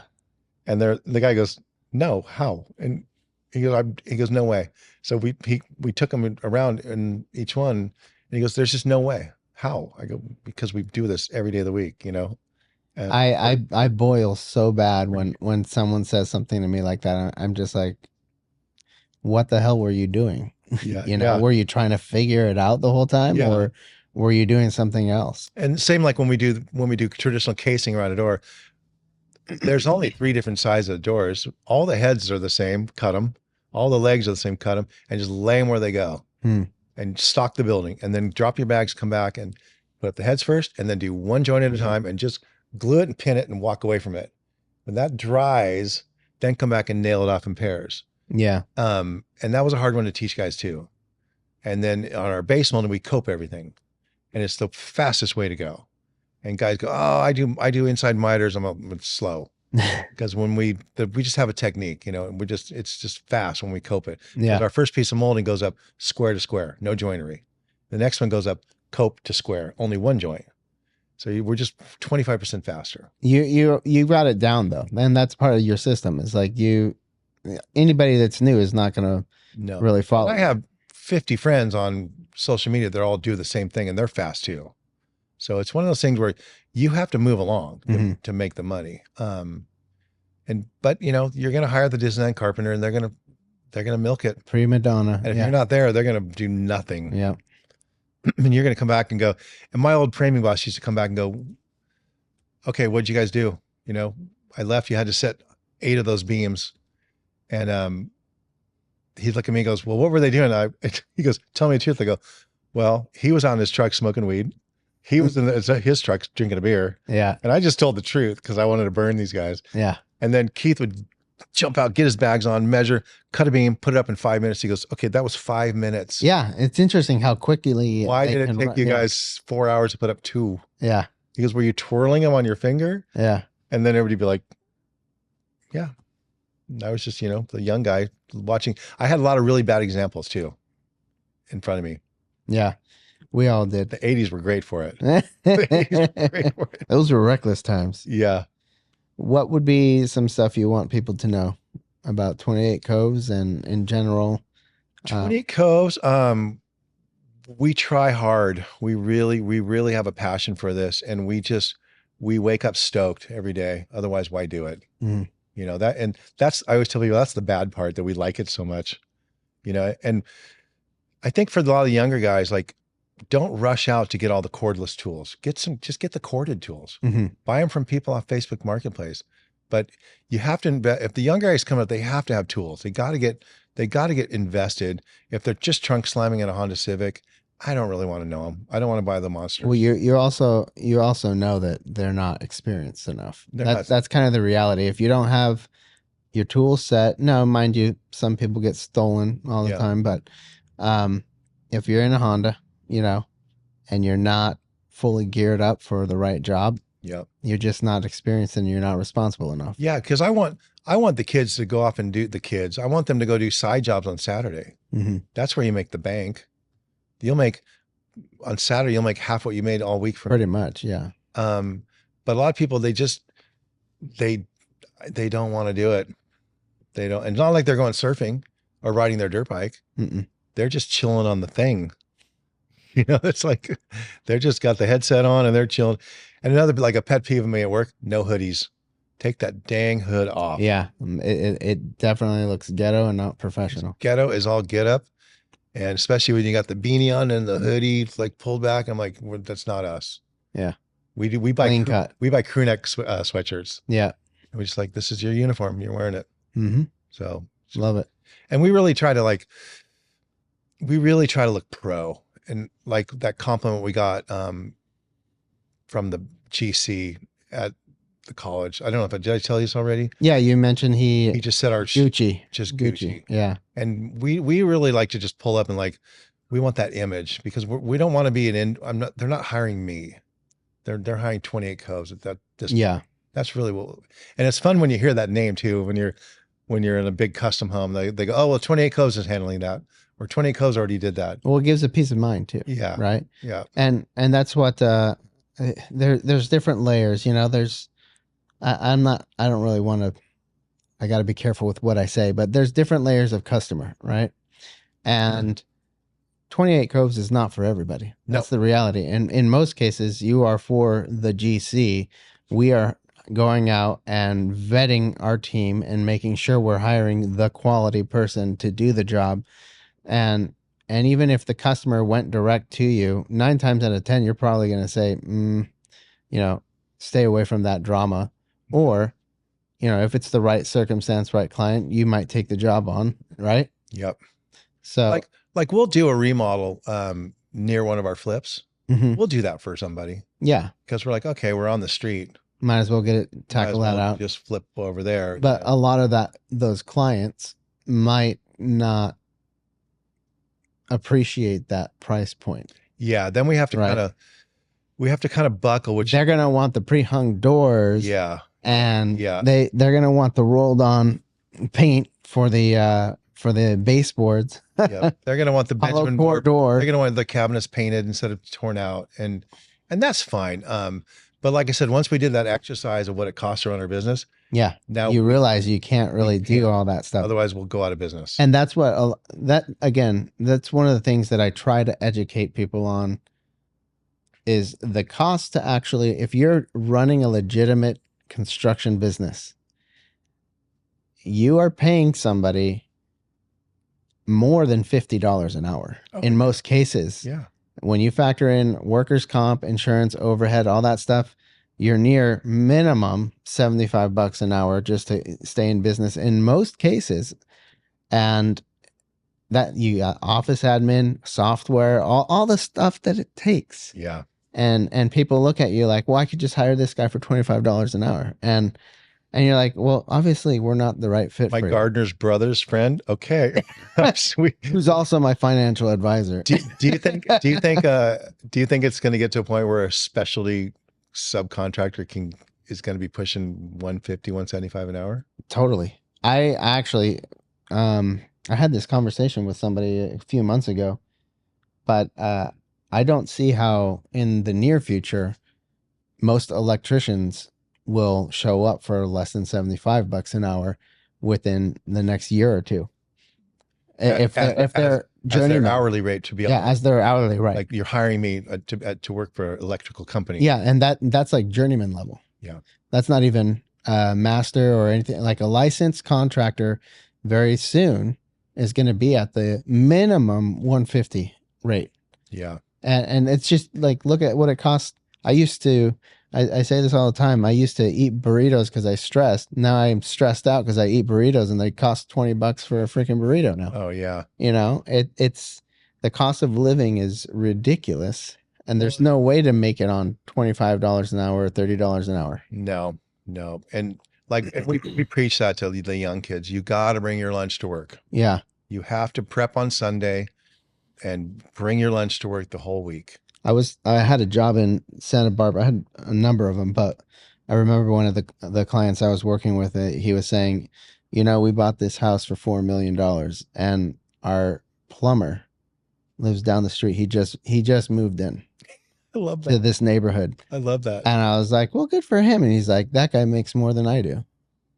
And I'm like, well, welcome to the trades. I was taught that at a young age, that on the beach in Newport on the sand, this contractor told me, he goes, every 7th house is a contractor.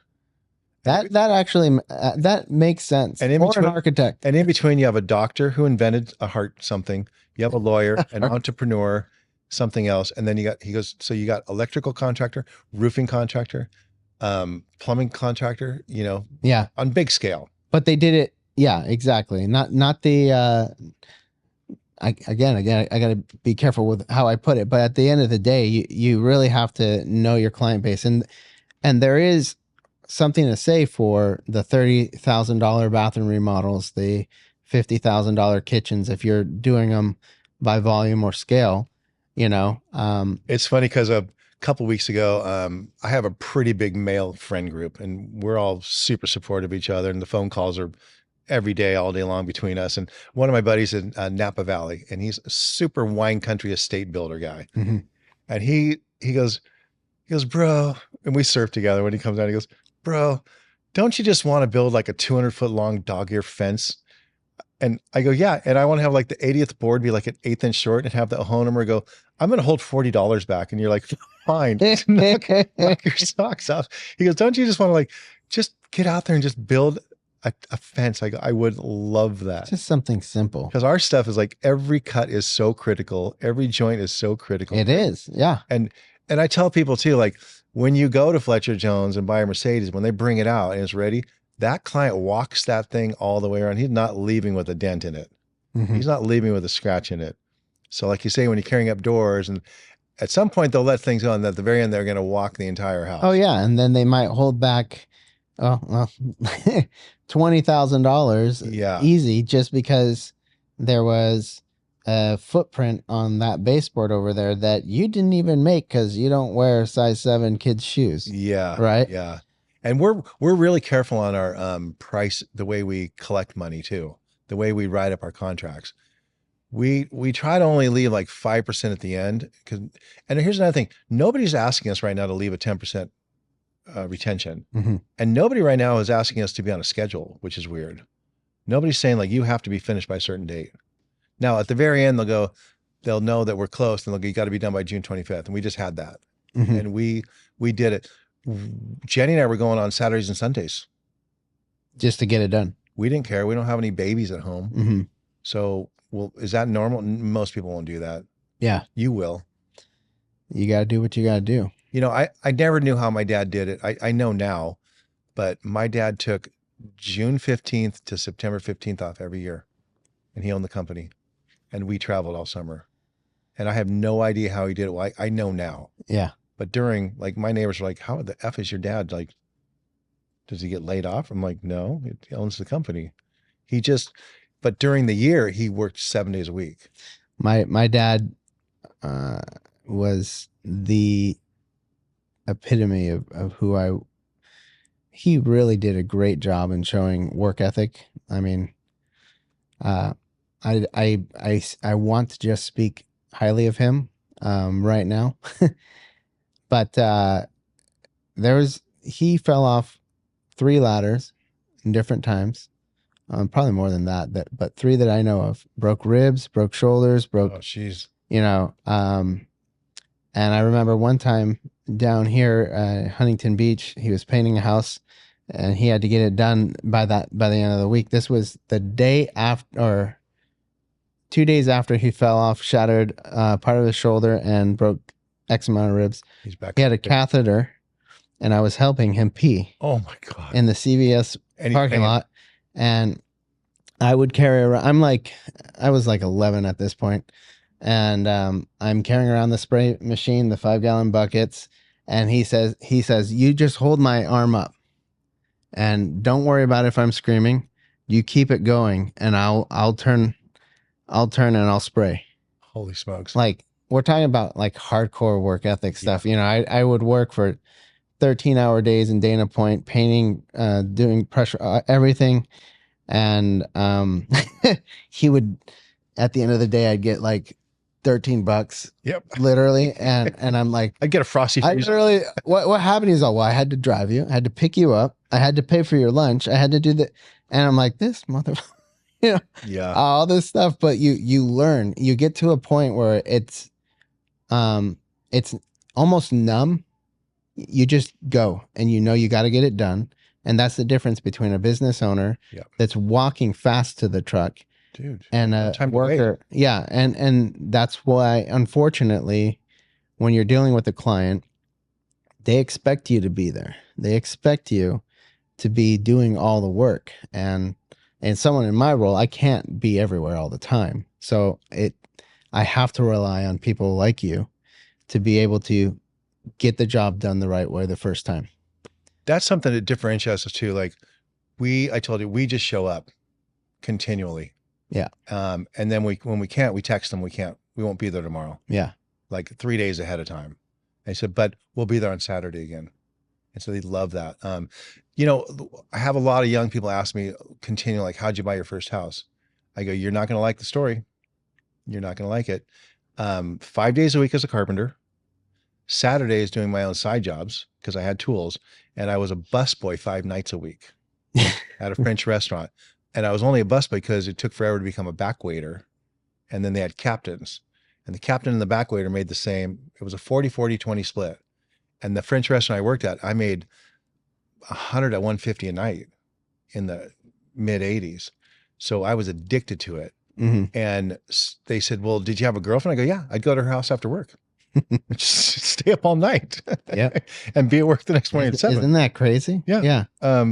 And I was stoked because the job had a hose, and I get all the water for free, you know? Yeah. So just right there. So I go, can you do that? They go, God, no, I would never. I have a life. I'm like, well, there you go. How's that life going to look? Good luck. Because the minute you own a house, your life changes, because then you have the capability of, like, we always get a HELOC on every property we buy, Mm-hmm. but we don't have an income. Oops. We don't have like that. You know, we're self-employed. Yeah. So we just get the 49,999, no question asked HELOC, and we get them automatically. We don't use them, but they're like our little emergency. It doesn't mean we're going broke. We just don't want to tap into what's over here. Yeah. We have money for over here, Mm-hmm. and we'll have that 49 just hanging there. And we go, you know what? Let's go get the appliances. Let's go get this. Let's go get that. And then that thing is cleared up the minute the house is sold. Yep. So you're not in any trouble. No. So there's little tricks, but yeah, the buying the house, the first house. My dad did my taxes, and he goes, how did you make 68 grand? He goes, you're 22 years old. I go, well, I work 6 days a week, and I do the busboy job at night. And he goes, well, let's buy a house. And that was the FHA board up. We bought it for 106 in Costa Rica. Oh gosh.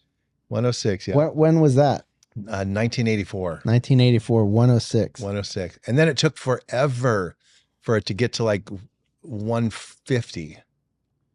And then it went from 150, and I sold it for 375, and I jumped to Laguna during the .com bubble Mm-hmm. of 2000. Yeah. And we bought this place that they wanted 550, which we couldn't do.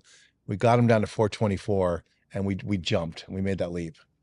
And then the Laguna house just took off. Went nuts. We'll have to hang out later and talk about share flips. Yeah. Because there's really good stories in that, man. They're great memories for sure. Yeah. Yeah, we love it. We're all about the art of the deal. Like we hurt a lot of people's feelings on our offer stage. We're like, sorry. It's a business. It's a business, and we're not. People expect that they're gonna get what's on Zillow or get. There's a lot of companies out there that are just big whales, and they'll just do thin margins and all that, and you can't do that. Well, and a lot of the ones we're after in the desert, like I told you earlier, everybody's parents my age, they're dead or dying. Yeah, they don't really need the property. The siblings are inheriting the property. Yeah, you might get a new Range Rover out of it. Yeah, You're not getting a new house in Tahoe. You're not. It's not going to improve your life that this house near the golf course that they went to during the winter that they didn't touch for 30 years. Mm-hmm. And it's weird. They're all empty too right now. None of them are furnished. They're all had the estate sale. They cleaned them out. People just dying to get out. They're not. They're not being staged by the realtors. They're just ready to be. Which is as is. Just take it as is. Yeah. Yeah. Yeah. Have you ever bought a flip that was gutted, like down to stud? Have you ever taken over one of those? So abandoned by a contractor or lost by a contractor? Yeah, a flipper or whatever. Trying to go through my inventory here. Is that something you would do? Would that scare you away? No, because I'm experienced enough to know exactly what to look out for and all that stuff. I mean, the first 5 flips, I had no choice but to do everything ground up myself with my own hand. I literally have done every trade that you can think of. Great stories, man. Yeah. But what about spec building? Buy an infill lot and build a house or ground up. Is that you? Would you do that? Yeah, that's actually what I prefer to do. That's what we want to do. And then I have the capital for that. We'll talk about that next, at a later time.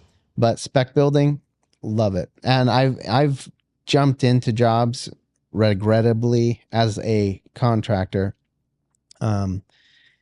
that other contractors got burnt or kicked off of by builders. I don't like those. And I've learned enough to just stay away. When you're working with a developer on a $20-40 million home in Malibu or wherever it is, and you're like, something smells fishy. So explain to me why this didn't happen. Why is that? Oh, well, we're just waiting on the permit correction. But why did that get signed off before that was, you start asking the questions, because if you and the architect and why am I talking to another project manager now? Because if you didn't like him, you're not going to like us. Yeah. Well, because we stick to what we say we're going to fucking do. Yeah. I don't, I'm very careful with that. But when it comes to those developments, I ended up taking a step back a while back because, or from flipping in 2018, I slowed down because I thought the market was going to just tank back then. And it surprisingly just kept going and going and going and going, which I still am hesitant on things, but my focus was on spec because I knew that those were going to take a little bit longer, and that kind of clientele, while there's few and far between, that type of clientele can afford it even if the market tanks. Yeah, that's the thing that's held us back on spec building is we know it takes a year if you haul ass. More than that. Yeah. Yeah, you're talking about on a spec, like how big of a project are we talking? 3,500 square foot, single story. In what city? Desert house. Desert city. A year? No, you're talking about at best. Is it dirt lot or scrape? Dirt lot. So you're not scraping, or you are scraping? Nope, dirt lot. Get the plans drawn. Show up. Go. Yeah, maybe if it's a dirt lot and everything goes smoothly, a year. I'd lean 14 to 16 months, something like that. Yeah, because a lot of ladies, they like to poo in a new toilet. Well, that's the thing. You got to swap them all out for sure. Yeah, you can't. That thing can't. It's got to have plastic. They like a brand new house. And they're like, that's an easy sell. Well, we should talk about that and next. And we don't know the market anymore. Like, I don't know who buys a $2.6 million house anymore, because we used to know that, like, well, if you can do 2.6, you could push it up to 3. Yeah, but it's different now. And 3 to 5, like, it depends on the amenities. There's a gap now though. Like that 3. Well, I'd say 3 to 5. How much time do we have? Oh, we're done. Okay, sorry. All right. We can chat after this if you want. I have to get going. Okay. I got to get a bid done tonight, and that was fun. Yeah, brother. Appreciate it.